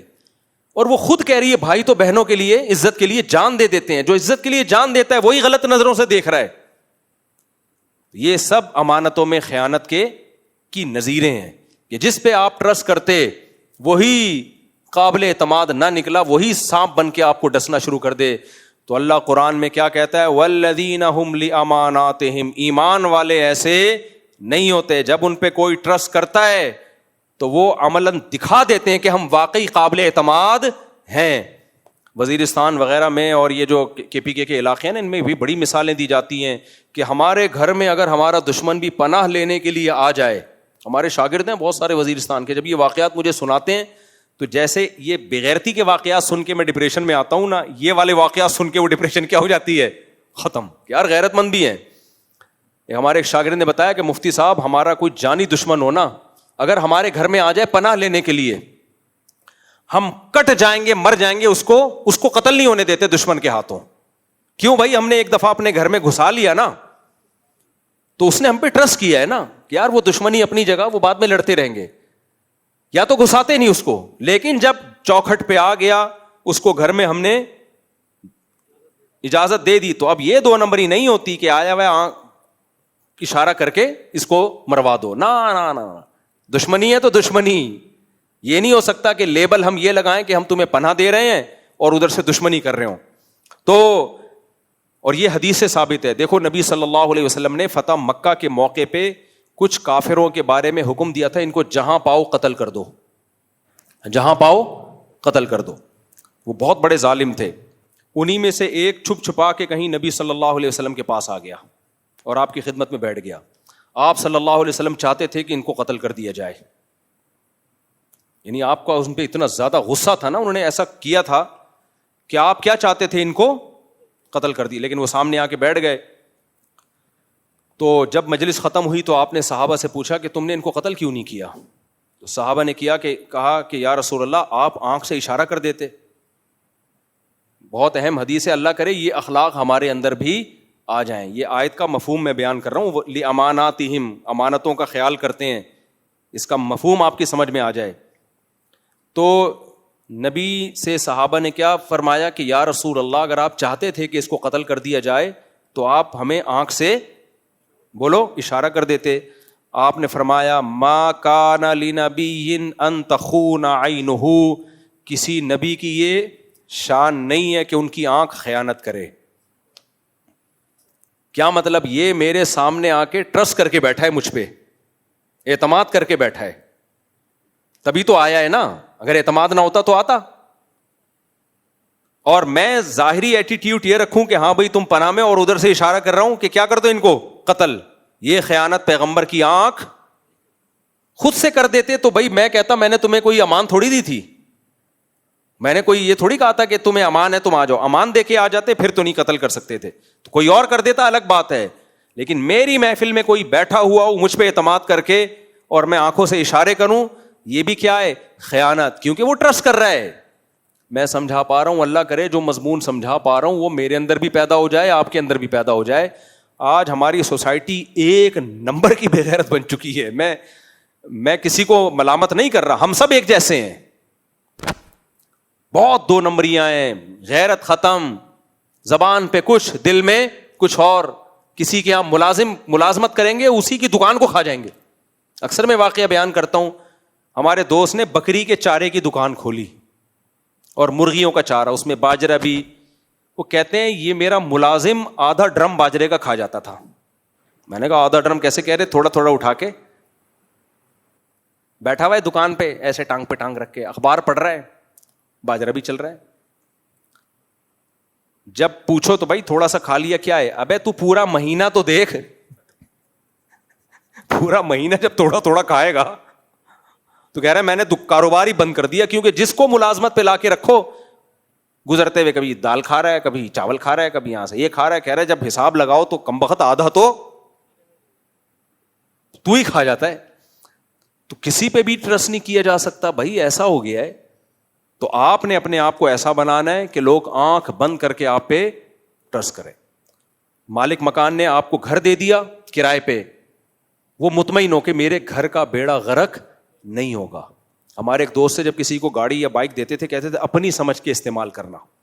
لوگ تو کہتے ہیں نا پرائی کی سمجھ کے استعمال کرنا, تو تھوڑا تمیز سے کہ بھی پرائی گاڑی ہے, لیکن آج کل ایسا نہیں ہے. پرائی کی سمجھ کے استعمال کرو گے تو ایسی کی تیسی کر دو گے, اپنی سمجھ کے استعمال کرو گے تو میں نے بہت دفعہ تجربہ کیا, بس یہ کہتا ہے بیان ختم کرتا ہوں. آپ بائک ساری زندگی استعمال کرو, آواز نہیں آئے گی اس میں سے جب تک کوئی بڑا حادثہ نہ ہو جائے. آپ اپنے دوست کو دیکھے تو دیکھو, ایک چکر انڈا موڑ سے خالی لگا کے آئے گا, کہیں نہ کہیں سے بج رہی ہوگی وہ. یہ 20 دفعہ کا تجربہ ہے, کہیں نہ کہیں سے اس میں یا تو چین کور سے ٹکرا رہا ہوگا, حالانکہ اب تک تو نہیں ٹکرا رہا تھا. آپ لے کے جاؤ گے آگے جا کے پنچر ہو جائے گی, حالانکہ آپ تو 1 سال سے چلا رہے ہو کبھی پنچر نہیں ہوئی, لیکن اب پتہ نہیں کیا کر کے آیا ہے, ادھر گئے پنچر, کہیں سے آواز آ رہی ہے, کہیں سے بریکوں میں مسئلہ ہوا ہوا ہے, کلچ وائر ڈھیلی ہو گئی, کچھ نہ کچھ ہوگا. بڑا چور ہے تو بڑا کام نکلوائے گا, ورنہ چھوٹا موٹا تو کچھ نہ کچھ گاڑی دے دو وہ بجنا شروع ہو جائے گی. تو یار اس کا مطلب یہ ہے, مجھے ایک دفعہ بیان میں جانا تھا, کسی ادارے نے بلایا تھا بیان میں, انہوں نے گاڑی بھیجی, وہ مدرسہ تھا, انہوں نے گاڑی بھیجی, وہ تھی کرولا. مجھے اس نے بٹھایا کہ چلیں جی آپ کو بیان میں لے کے جا رہا ہوں, 5-6 سال پرانا ہوا, میں جا رہا ہوں, گاڑی میں بیٹھا ہوا وہ زبردست. تو مجھے خیال ہوا یار تم لمبے راستے سے لے کے جا رہے ہو, یو ٹرن لے لو. اس نے وہیں گھما کے فٹ پاتھ پہ چڑھا دی دھاڑ کر کے اور یو ٹرن لیا. میں نے کہا یار یہ گاڑی تمہاری ذاتی ہے؟ کہتے ہیں نہیں مدرسے کی ہے. میں نے کہا بہترین. میں نے کہا اپنی گاڑی ہوتی کبھی بھی یہ سلوک نہ کرتے اس کے ساتھ, اس طرح سے فٹ پاتھ پہ, ایک تو ویسے ہی اللیگل ہے یہ کہ دھاڑ کر کے گاڑی چڑھا دی یار. میں نے کہا میں مدرسے والوں کو بتاؤں گا کہ یہ واٹ لگائی ہوئی ہے, لیکن مدرسے والا بھی بہت نیک ہوگا تو اس پہ نوٹس لے گا, ورنہ وہ کہے گا میری کون سی ہے, چندے کی گاڑی ہے بھائی. ایک کا تو میں نے خود اپنی آنکھوں سے, اس کے پاس 0 میٹر 125 تھی ہمارے دوست کے پاس. میرا خیال ہے 6 سال سے اس نے ایسا رکھا ہوا تھا کہ لگتا نہیں تھا کہ یہ سیکنڈ ہینڈ ہے. اس نے وہ گاڑی کسی ادارے کو بیچ دی. 1 ہفتے بعد میں نے وہ بائک دیکھی, ایسا لگ رہا تھا موٹر سائیکل نہیں ہے, کباڑ والے سے چند پرزے لے کے چپکا دیے انہوں نے. میں نے اس ادارے والوں کو کہا, میں نے کہا یار یہ امانتوں میں یہاں یہ تو آپ نے چندے کے پیسوں سے لی ہے نا, ادارے کے لیے, ادارے کو کام ہوگا, ضرورت پڑتی ہے تو ٹھیک ہے, چندے کے پیسے سے لیے, ادارے کے لیے, اپنی ذات کے لیے نہیں. لیکن اپنی بائک کا بھی آپ لوگ یہی حال کرتے ہو. اپنی بائکیں بھی گھروں میں ایسے رکھی ہوئی ہیں, 1 ہفتے میں ایسا لگ رہا ہے کباڑ خانے سے لے کر آئے ہو. یہ ہر جگہ. گورنمنٹ ملازمین کو دیکھ لو, دفتروں کا کیا حال, گورنمنٹ کے کسی دفتر میں جاؤ, انہی صاحب کے پرائیویٹ دفتر میں جاؤ گے, اے سی لگا ہوا ہوگا, ہر طرف پوچھا صفائی ستھرائی, نیٹ کلین, سب ایسے تمیز سے. لیکن یہی جب گورنمنٹ اس کے حوالے کوئی دفتر کرتی ہے, کاغذ ادھر پڑے ہوئے ہیں, پان کی پیکیں, تھوکنیاں, کیا بیڑا غرق. میرے بھائی ایک دفعہ کسی ادارے سے نا, نیوی کے کسی ادارے سے ایک پینسل اٹھا کے گھر لے آئے, مجھے انہوں نے خود واقعہ سنایا. میرے والد صاحب نے کہا یہ پینسل تمہاری ذاتی ہے؟ انہوں نے کہا نہیں, دفتر میں کسی کام کی نہیں تھی اس لیے اٹھا کے لے آئے. والد صاحب نے کہا کسی کام کی نہیں تھی تو پڑے رہنے دیتے اس کو, ہے بھائی, نہیں تھی نا کسی کام کی تو پڑے رہنے دیتے بھائی, تم کیوں. ہم لوگ پتہ ہے آپ کو, آپ یقین نہیں کرو گے ایسی باتیں بھی ہوتی ہیں. مدرسے میں جب ہم دارالفتہ والارشاد پڑھا کرتے تھے تو ماچس کی تیلی سے میں خلال نہیں کرتا تھا, مدرسے کی ماچس کی تیلی سے. سمجھ میں نہیں آ رہی بات, کیونکہ بھائی مدرسے میں لوگوں نے چندہ دیا ہے اور ماچس بھی خریدی گئی ہے چندے کے پیسوں سے. یہ ٹوتھ پک کے لیے نہیں بلکہ چولہا جلانے کے لیے, تاکہ طلبہ کا کھانا پکے. تو میں خلال نہیں کرتا تھا, مجھے ڈر لگتا تھا, کیونکہ ہمارے حضرت نے اتنا ڈرایا ہوا تھا وقف کے اموال ہیں. پھر میں نے حضرت سے پوچھا تو حضرت نے فرمایا ان چھوٹے موٹے کاموں کے لیے استعمال ہو سکتا ہے. تو اگر کوئی ایسا نہیں کہ نکال کے سارے دانتوں میں بیڑا غرق کر دو, کہیں کوئی تیلی پڑی ہوئی ہے تو کوئی اس میں کوئی حرج نہیں ہے, ورنہ ہم یہ نہیں استعمال کرتے تھے. تو آج دیکھ لو آپ, مدرسے کے اموال ہوں, اسکول کالجز کی چیزیں ہوں, گورنمنٹ کے اداروں کا حال تو دیکھو آپ. اس میں گورنمنٹ والے سب سے ماشاءاللہ ان خیانتوں میں آ گئے ہیں. کہتے ہیں گورنمنٹ کا مال ہے. بھائی گورنمنٹ کا مال نہیں ہوتا, عوام کا مال ہوتا ہے. شہباز شریف, بلاول بھٹو, عمران خان اور یہ سارے گورنمنٹ کے جو لوگ ہیں یہ اپنی جیب سے تھوڑی لے کر آ رہے ہوتے ہیں. یہ تو عوام کے ٹیکس کے پیسوں سے یا عوام کے پیسوں سے یہ سب کو, یہ ساری عوامی املاک ہیں. آپ ٹرینوں میں سفر کر رہے ہو, پھٹا نکال کے گھر لے گئے, ٹھیک ہے, گورنمنٹ کا مال ہے. یہ زیادہ بڑا جرم ہے. یہ گورنمنٹ کا ہوتا تو میں بھی کھاتا آپ کے ساتھ. گورنمنٹ کا کوئی مال نہیں ہوتا. یہ کس کا مال ہے بھائی؟ پبلک کا ہے. تو کس کس کو قیامت کے دن حساب دو گے؟ تو شخصی ملکیت میں تو انسان اس سے معافی مانگ سکتا ہے, حکومتی مال جب کھائے گا تو کس کس سے معافی مانگے گا؟ اس لیے ہمارے حضرت نے ہمیں سمجھایا ہوا تھا کہ کبھی اگر جلدی ہو, ٹرین میں ٹکٹ کرنا ہو, ٹرین میں سفر کرنا ہو, ٹکٹ نہ لے سکو تو پھر کیا کرو؟ ہم نے کہا حضرت پھر وہ ٹکٹ چیکر پیسے لیتا ہے. فرمایا اس کو نہیں دو پیسے, آپ کیا کرو, اترنے کے بعد ٹکٹ خرید کے پھاڑ کے پھینک دو, تاکہ جتنا سفر آپ نے ٹرین میں کیا ہے وہ پیسے گورنمنٹ کے کھاتے میں چلے جائیں. کیونکہ یہ گورنمنٹ کے نہیں ہیں, یہ کس کے ہیں؟ بولو, عوام کے. لیکن اب میں ایک دوسرا پیکج پبلک کے لیے لے کر آیا ہوں کہ بجائے گورنمنٹ کے کھاتے میں ڈالنے کے کسی غریب کو کھلا دو. کیونکہ گورنمنٹ کے کھاتے میں ڈالو گے 50% چانس ہے کہ گورنمنٹ اس کو عوام پہ استعمال کرے گی, 50% ہے کہ کرپشن میں ضائع ہو جائے. ہو سکتا ہے, میں الزام نہیں لگا رہا کسی کے اوپر, لیکن وہ غریب پہ خرچ کرنے میں 100% کس پہ خرچ ہو جائے گا؟ غریب پہ. تو بغیر ٹکٹ سفر جائز نہیں ہے, ٹکٹ لے کے کرو. لیکن اگر کبھی ایسا ہو گیا کہ آپ کے ذمے گورنمنٹ کو کچھ دینا ہے تو پھر بہتر یہ ہے کہ ڈائریکٹ کس کو پکڑا دو, صدقہ کر دو, کسی غریب فقیر کو کھلا دو آپ. کیونکہ گورنمنٹ کے کھاتے میں جیسے زکوٰۃ اصل میں تو حکومت لے سکتی ہے لوگوں سے, حکومت لے کے لوگوں میں بانٹے, لیکن ہم کہتے ہیں بھائی یکم رمضان سے پہلے بینک سے اپنے پیسے نکال لو, زکوٰۃ گورنمنٹ کو مت دو. گورنمنٹ کا کوئی بھروسہ نہیں ہے, صحیح جگہ خرچ کرے گی یا کھا جائے گی. تو اس میں بہت سارے لوگ بیٹھے ہوئے ہوتے ہیں, تو خود ہی نکال کے. حضرت عمر کا دور الگ تھا, اس میں گورنمنٹ کو لوگ دیتے تھے, صحیح جگہ استعمال ہوتی تھی. اب نہیں ہے وہ دور, گورنمنٹ کو دو گے پتہ نہیں کہاں جائے گی. تو بہتر یہ ہے کہ اپنے پیسے نکالو اور کہاں خرچ کرو, خود غریبوں میں ڈیوائڈ کر دو, وہ یقین ہوگا آپ کو.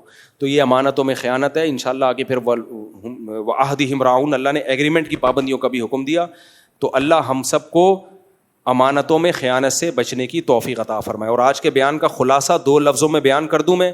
خلاصہ ان آیت کا یہ ہے کہ آپ کو اپنے آپ کو ایسا بنایا ہے لوگ اندھا اعتماد کریں. لوگ کیا کریں؟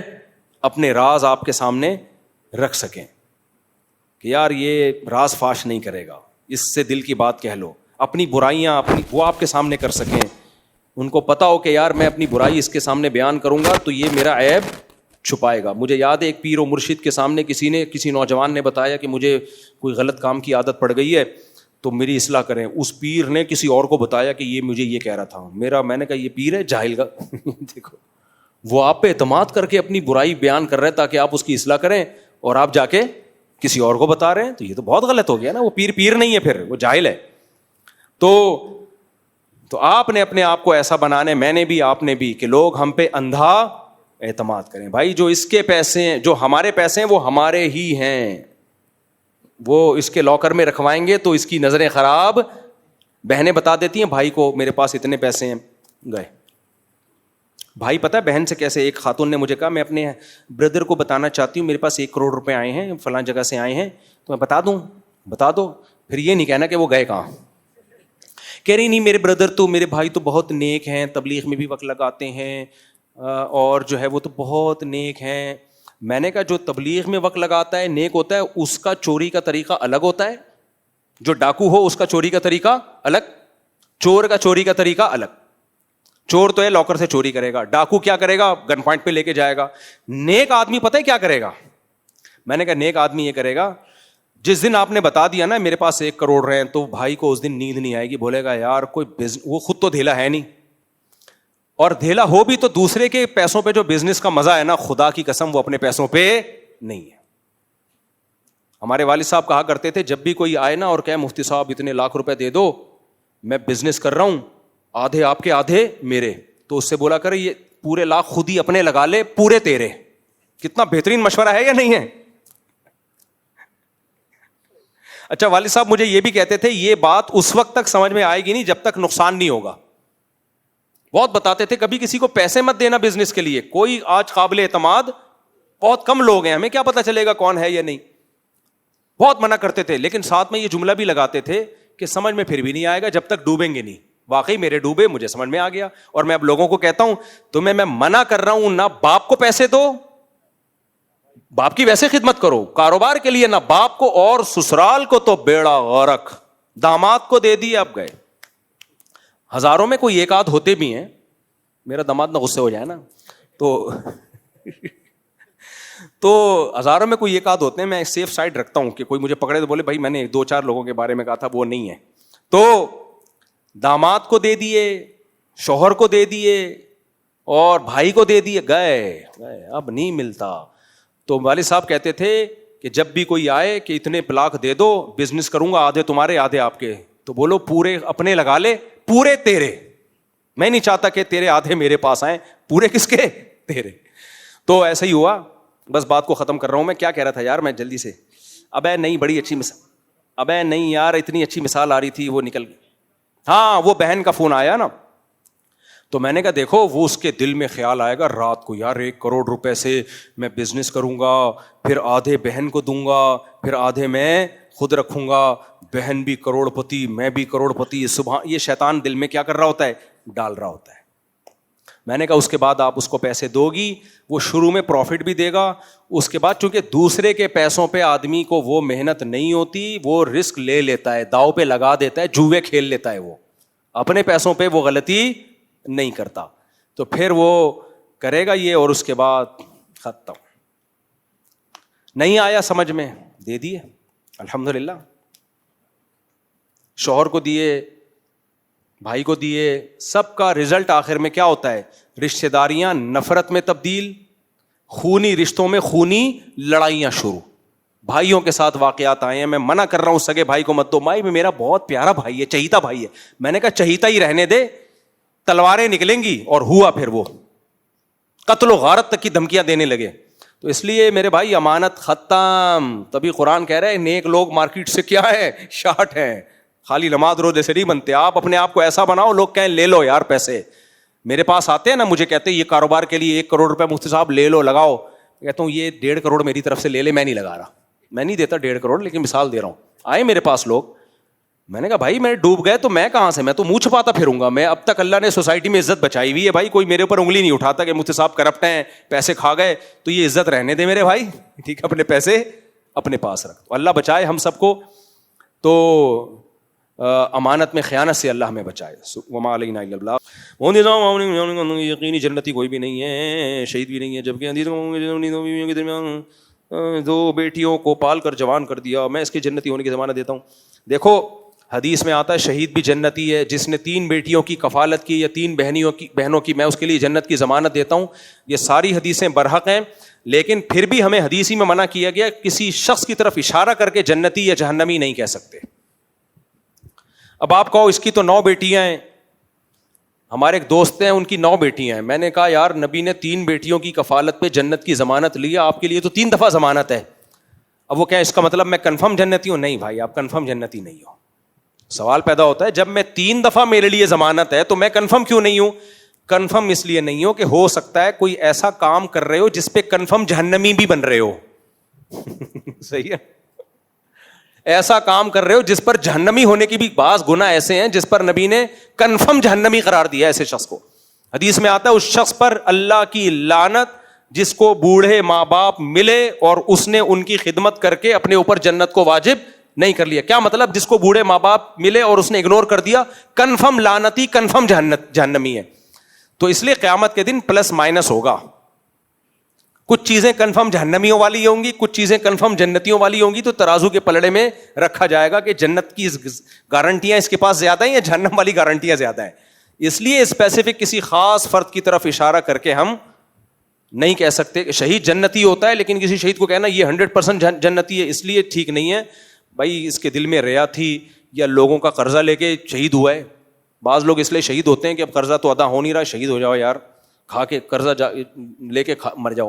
تو اب اس لیے اشارہ کر کے کہنا جائز نہیں ہے. اگر آپ نماز میں قرات بھول جائیں تو کیا آپ کا گارڈ آپ کو بتا سکتا ہے, جبکہ نماز نہیں بتا سکتا. جو شخص نماز میں خارج ہے وہ لقمہ نہیں دے سکتا. السلام علیکم صاحب, میرا کاروبار میں بہت نقصان ہوا ہے, دوبارہ لیکن والدین نجات نہیں دے رہے. یہ کہہ رہے میرا کاروبار میں بہت نقصان ہوا ہے, میں باہر ملک کاروبار کے لیے جانا چاہتا ہوں لیکن میرے والدین اجازت نہیں دے رہے. اگر آپ کے باہر ملک جانے سے آپ کے والدین کو کوئی نقصان نہیں ہے تو آپ پرمیشن کے بغیر بھی جا سکتے ہیں. اچھا اکلوتا بیٹا ہوں, اگر آپ ان کی کیئر کر سکتے ہیں, یہاں کوئی اور دوسرا ہے ان کی کیئر کرنے والا, اور آپ کو واقعی شدید نقصان کا خطرہ ہے, تو پھر آپ سفر کر کے جا سکتے ہیں. کچھ حقوق ایسے ہیں, کچھ انسانی بنیادی رائٹس ایسے ہیں جس میں اللہ تعالیٰ نے ماں باپ کی اطاعت کو واجب قرار نہیں دیا, تو اس میں سفر بھی داخل ہے. کوئی پڑھنے کے لیے باہر جانا چاہتا ہے, کاروبار کے لیے جانا چاہتا ہے, لیکن اگر ماں باپ بوڑھے ہیں اور ان کو خطرہ ہے کہ پیچھے کوئی ملازم صحیح پال نہیں سکے گا ان کو, یا کیئر نہیں ہو سکتی, پھر حرام ہے, پھر ناجائز ہے. بہتر یہی ہے کہ ماں باپ کی بات مان لیں, نہ جائیں, یہیں کاروبار تلاش کریں. کوئی یقینی چیز تھوڑی ہے کہ باہر کاروبار ملے گا, باہر جا کے بھی لوگ خوار ہو رہے ہوتے ہیں. میں ایسے لوگوں کو جانتا ہوں, ان کو اپارچونیٹی تھی باہر جا کے بزنس کرنے کی, لیکن ماں باپ خوش نہیں تھے. انہوں نے کہا ہم ماں باپ کو خوش رکھیں گے, یہیں بزنس کریں گے. ایسا ان کا بزنس چمکا ہے, آج کروڑوں میں کھیل رہے ہیں, اور بتاتے ہیں کہ ہم نے ماں باپ کے لیے قربانی دی, اللہ نے بہت نوازا. تو مفتی کا کام تو مسئلہ بتانا ہوتا ہے, جائز ناجائز. جائز ہے اگر نقصان نہ ہو, لیکن بہتر کیا ہے, نہ جائیں ادھر کاروبار. بھی پاکستان کے حالات اچھے ہونے جا رہے ہیں انشاءاللہ, یہاں بھی کاروبار چلیں گے لوگوں کے. جس میں بتایا گیا کہ اگر حرم وغیرہ میں کبھی وضو ٹوٹ جائے تو باہر جا کر وضو کرنے کے بجائے اسپرے. بھائی ایک اسپرے والی ویڈیو بہت چل رہی ہے کہ حاجیوں کو وضو کے لیے وضو خانے جانا بہت مشکل ہوتا ہے, عمرہ کرنے والوں کو وضو کے لیے وضو خانہ جانا بہت مشکل ہوتا ہے, تو اسپرے سے وضو کریں, چھڑکاؤ کیا وضو کریں. یہ مسئلہ لوگ بہت زیادہ پوچھ رہے ہیں, تو شرعی مسئلہ سمجھو کہ وضو میں تقاطر ضروری ہے, اتنا پانی بہائے کہ قطرے ٹپکنا شروع ہو جائیں. تو اگر کوئی اسپرے سے وضو کرتا ہے, منہ پہ اتنا اسپرے کرتا ہے کہ پانی ٹپکنا شروع ہو جائے اور ایک بال کے برابر جگہ بھی خشک نہ رہے, بازو پہ اسپرے اتنا کیا کہ پانی کے قطرے ٹپکنا, بے شک چند قطرے ہی ٹپکے ہیں, لیکن پورا بازو بھیگ جائے اور قطرے ٹپکنا شروع ہو جائیں, تو وضو ہو تو جائے گا اس کا, لیکن یہ خلاف سنت ہے. سنت مؤکدہ یہی ہے کہ پراپر طریقے سے پانی بہایا جائے اور ہر عضو کو کم از کم 3 دفعہ دھویا جائے, اور سنت مؤکدہ کا چھوڑنے والا قابل ملامت ہوتا ہے. تو نارملی اگر کوئی یہ کام کرتا ہے تو قابل ملامت ہے. سنت مؤکدہ کا مطلب ہے کہ اس کو فالو کرنا ہے آپ. لیکن اگر حج میں واقعی کوئی بہت ٹینشن میں ہے, بعض دفعہ موت کا خطرہ ہوتا ہے, وضو ٹوٹ گیا, آپ نے اب طواف زیارت کے لیے آپ گئے تھے.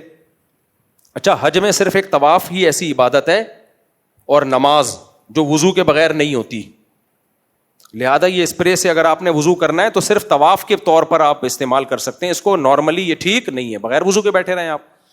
لیکن اگر طواف کرنا ہے اور وہاں تک پہنچے, بوڑھے لوگ ہوتے ہیں, اب وہ کون وضو خانے دوبارہ رش جائے, اتنا ہوتا ہے, مرنے کا خطرہ ہوتا ہے, مشکل ہوتی ہے, تو ایسی صورت میں اس اسپرے کا سہارا لیا جا سکتا ہے.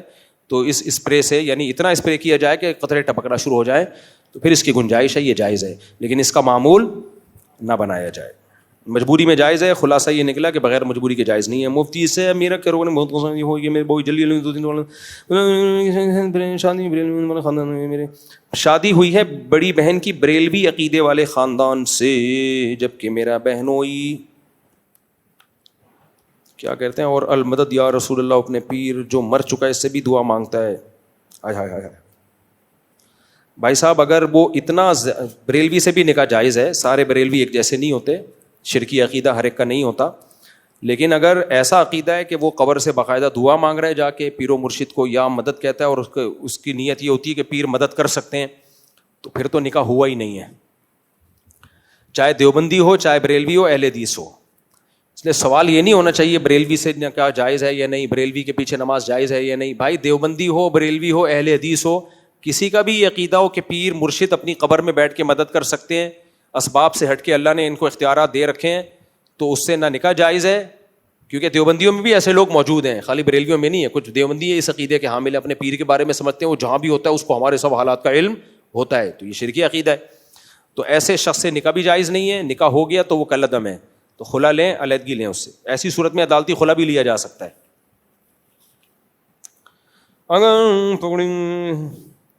اگر پگڑی, آپ پگڑی کون سے کپڑے کی پہنتے ہیں اور کہاں سے ملے گا؟ اس کو کہتے ہیں پاج.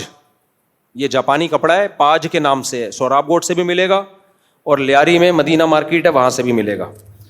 یہ بہت خاندانی کپڑا ہے, اور جب یہ خریدیں گے تو پیلے رنگ کا ہوگا. یہ ایک دفعہ دھلنے کے بعد استری کے بعد یہ وائٹ ہوتا ہے, اس پہ نیل بھی لگایا. یہ سارے کام آپ نے اپنے خرچے پہ کرنے ہیں. آپ جواب ضرور دیں گے.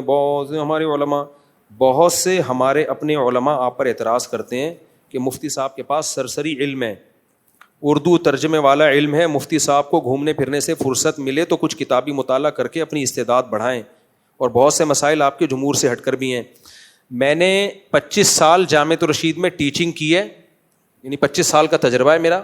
میں نہیں کہہ رہا بہت بڑا عالم ہوں, لیکن اتنا فارغ نہیں ہوں جتنا لوگ مجھے بنا رہے ہوتے.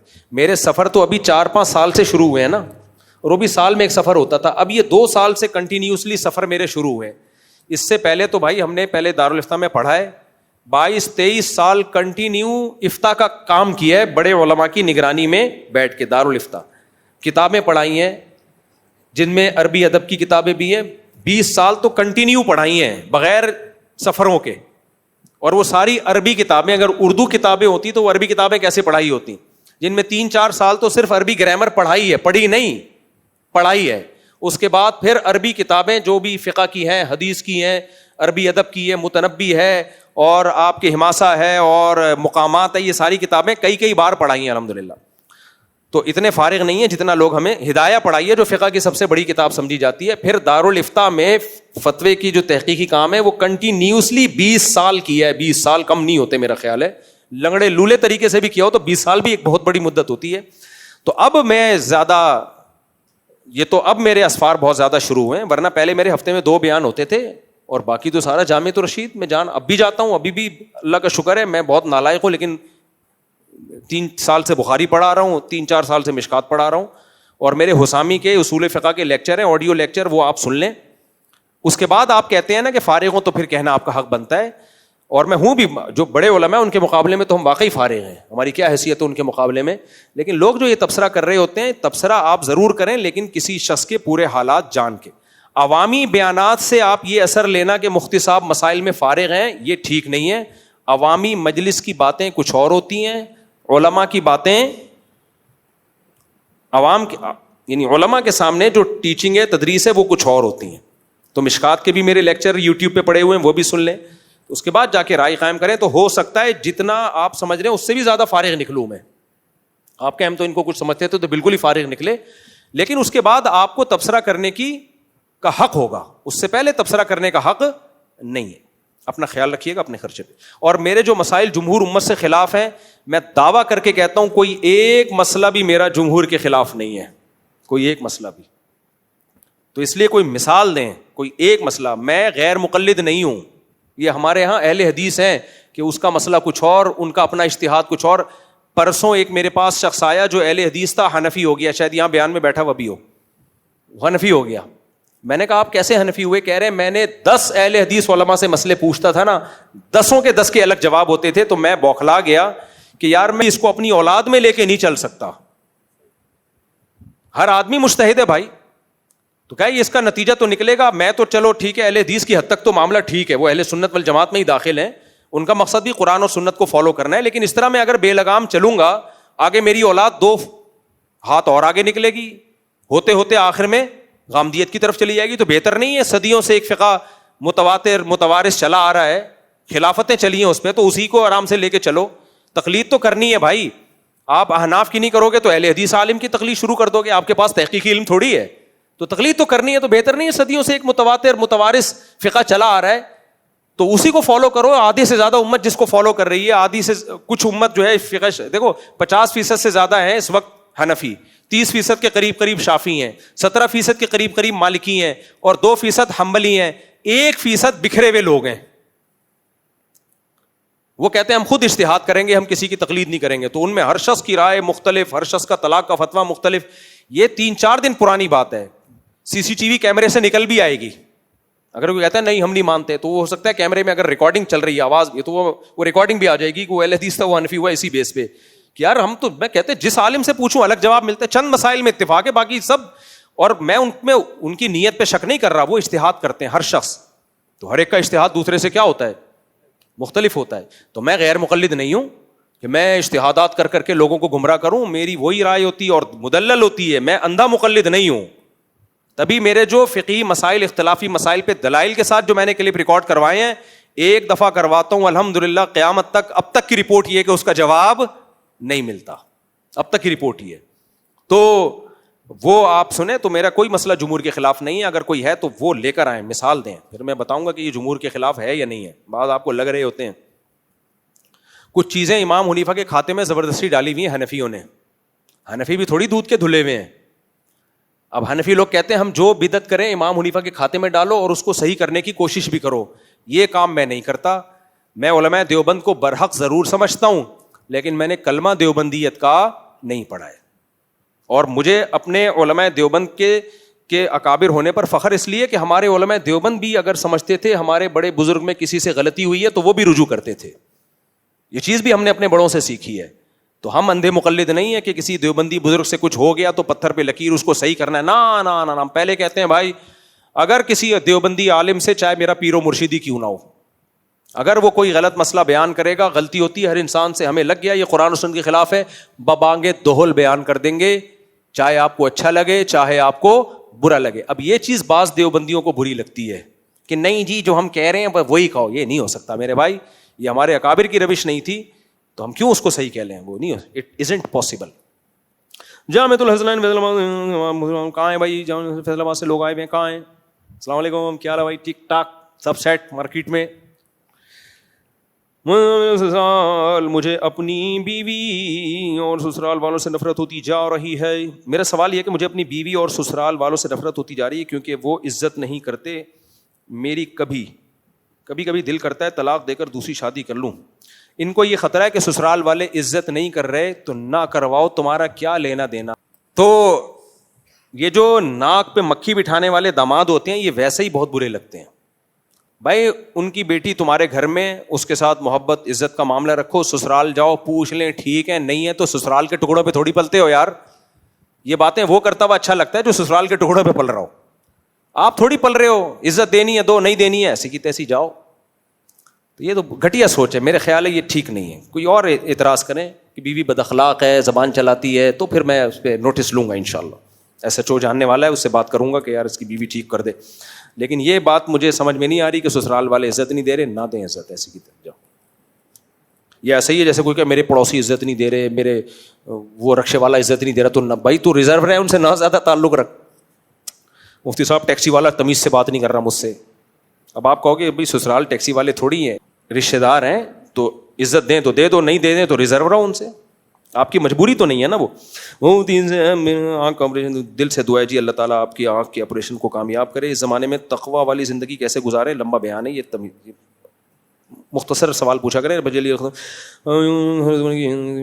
یہ اختلافی سوال ہے, بعد میں ابھی اختلافی مسائل مت چھیڑو, ابھی ویسے ہی محرم آنے والا ہے, پھر دھماکے ہوں گے, 2-4 لوگ ڈیلیٹ ہو جائیں گے. ایک واقعہ سونا کہ ایک صحابی اپنی ازدواجی جھگڑے سلجھانے کے لیے حضرت عمر کے پاس گئے تو حضرت عمر کی خود اپنی زوجہ سے اختلاف چل رہا تھا اور گھر سے باہر آواز آ رہی تھی. سوال یہ کہ عورت کی آواز, حضرت عمر کے پاس ایک شخص آیا تھا اپنی بیوی کی شکایت لے کے, تو دیکھا حضرت عمر کی بیوی خود حضرت عمر کو کچھ تھوڑا اونچی آواز میں کچھ ڈانٹ رہی تھی. یہ روایت ہے, مجھے پوری سند کی تحقیق نہیں ہے. تو حضرت عمر نے جواب دیا کہ بھائی اس سے مجھے کتنے سارے فائدے ہیں. وہ حضرت عمر کے الفاظ کا میں اپنے الفاظ, کیونکہ بہت عرصہ ہو گیا یہ واقعہ پڑے ہوئے, تو وہ اپنے الفاظ میں بیان کر رہا ہوں کہ اس کی وجہ سے میں زنا سے بچا ہوا ہوں, میری حلال تسکین کا یہ ذریعہ بنتی ہے, اور گھر سنبھالا ہوا اس نے.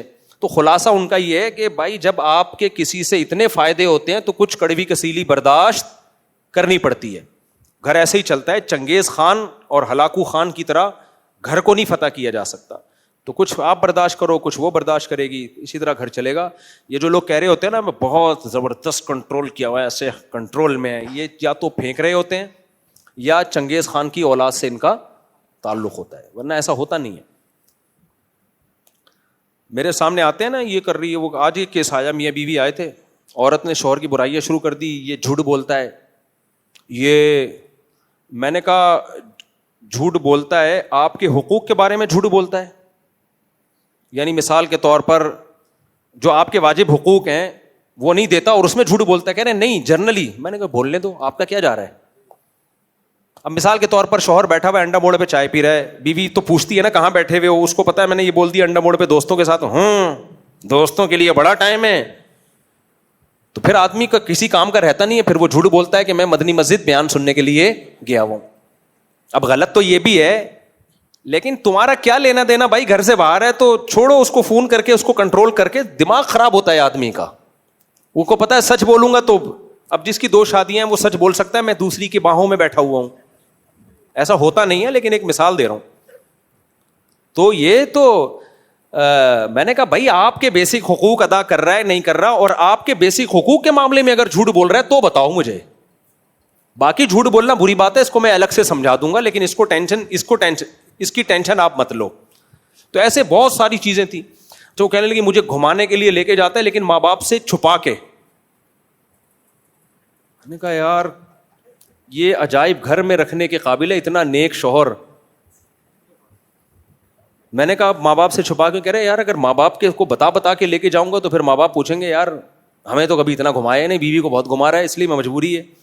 تو میں نے کہا گھما تو رہا ہے نا, کہ نہیں گھما تو رہا ہے لیکن بتا کے جائے نا, مرد کا بچہ بن کے جائے. میں نے کہا آپ کا مقصد سوائے بیٹے کو ماں باپ سے لڑوانے کے علاوہ بولو کچھ بھی نہیں. آپ کو آم کھانے سے مطلب ہے, پیڑے گننے سے تھوڑی. اب اس کی کوئی مجبوری, ماں باپ غلط کر رہے ہیں کہ چھپا کے بہو کو لے کے جا رہا ہے. ماں باپ کو چاہیے بولے میں لے کے جا, ماں کو چاہیے بولے میں تیرا ابا بھی مجھے گھمانے لے کے جاتا تھا, بتا کے لے کے جاتا تھا تو میرے سامنے لے کے, لیکن اماں بڑے ظرف کی نہیں ہوتی. تو عجیب. میں نے کہا بھائی لوگ سٹے لگا رہے ہیں, چرس پی رہے ہیں, میاں آج کل جو مارکیٹ میں جس کے اتنا نیک میاں ملا ہوا ہے. تو ایک دفعہ ایک صاحب آئے کہ میرے بیوی سے ہر مہینے جھگڑا ہوتا ہے. میاں بیوی نے کہا ہمارا ہر مہینے جھگڑا ہوتا ہے, ہم بیزار آ گئے. میں نے کہا یار اتنے نیک مہینے میں صرف ایک جھگڑا ہو رہا ہے یار. میں نے کہا تم پاگل ہو, احمقوں کی جنت میں رہتے ہو. میں نے کہا کم سے کم 4 جھگڑے مہینے میں ہونے چاہیے. اس سے امیون سسٹم آپ کا کیا کرتا ہے, بوسٹ کرتا ہے, برداشت کی عادت ہوتی ہے.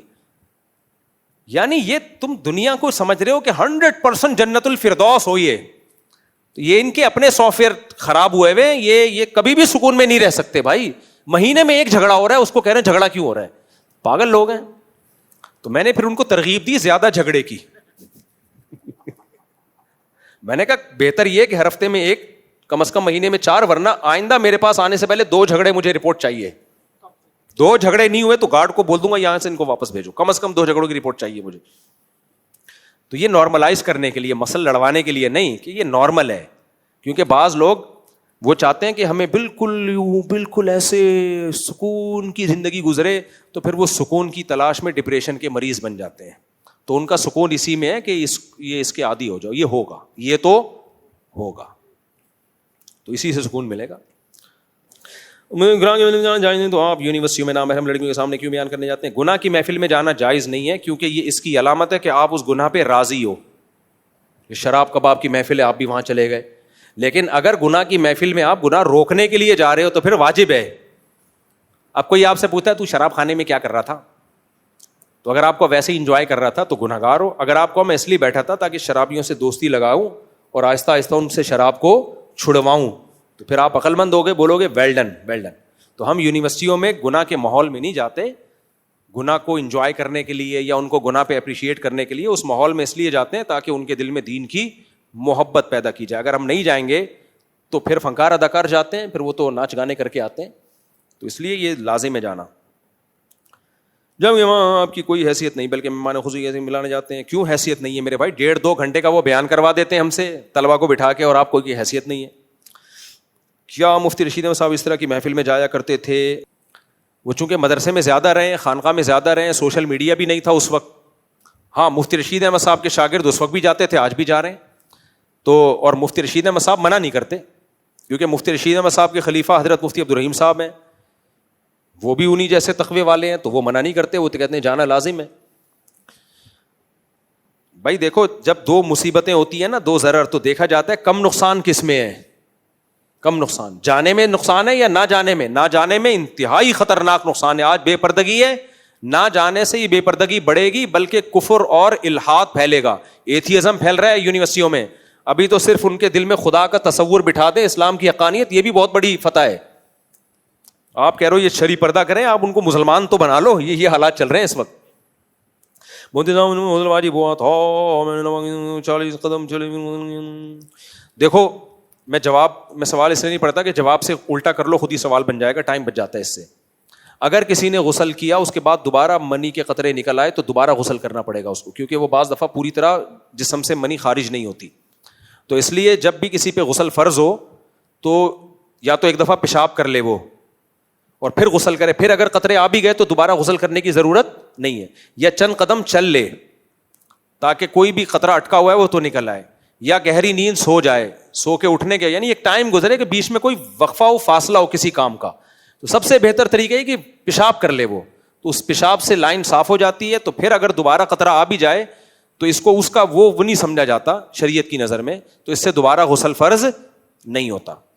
سوال ہے کہ آپ نے شادی کے موضوع پر کوئی ٹچ بھی نہیں کیا جبکہ اصل موضوع آپ کا شادی ہوا کرتا ہے. کیا تو ہے, ابھی میں نے بتایا نا, بے پردگی اور یہ سب کر لیا نا ٹچ, اس سے زیادہ ٹچ تو نہیں. پھر تو شادی کر بھی لی, بیان بھی کر لی, اور کتنا ٹچ کروں میں. چلو بھائی بس آخری رفیعت الاقلام وجفت الصحف, میں خطبے میں یہ حدیث پڑھتا ہوں. اس کا مطلب یہ ہے کہ جس کو جو نفع پہنچنا ہے پہنچ کے رہے گا, جو نقصان ہونا ہے ہو کے رہے گا, کیونکہ اللہ نے تقدیر جس قلم سے لکھی ہے وہ قلم اللہ نے اٹھا کے رکھ لیا ہے, اور اس کی سیاہی بھی جفت الصحف, وہ صحیفہ بھی خشک ہو چکا ہے, اب اس میں چینجنگ نہیں ہو سکتی.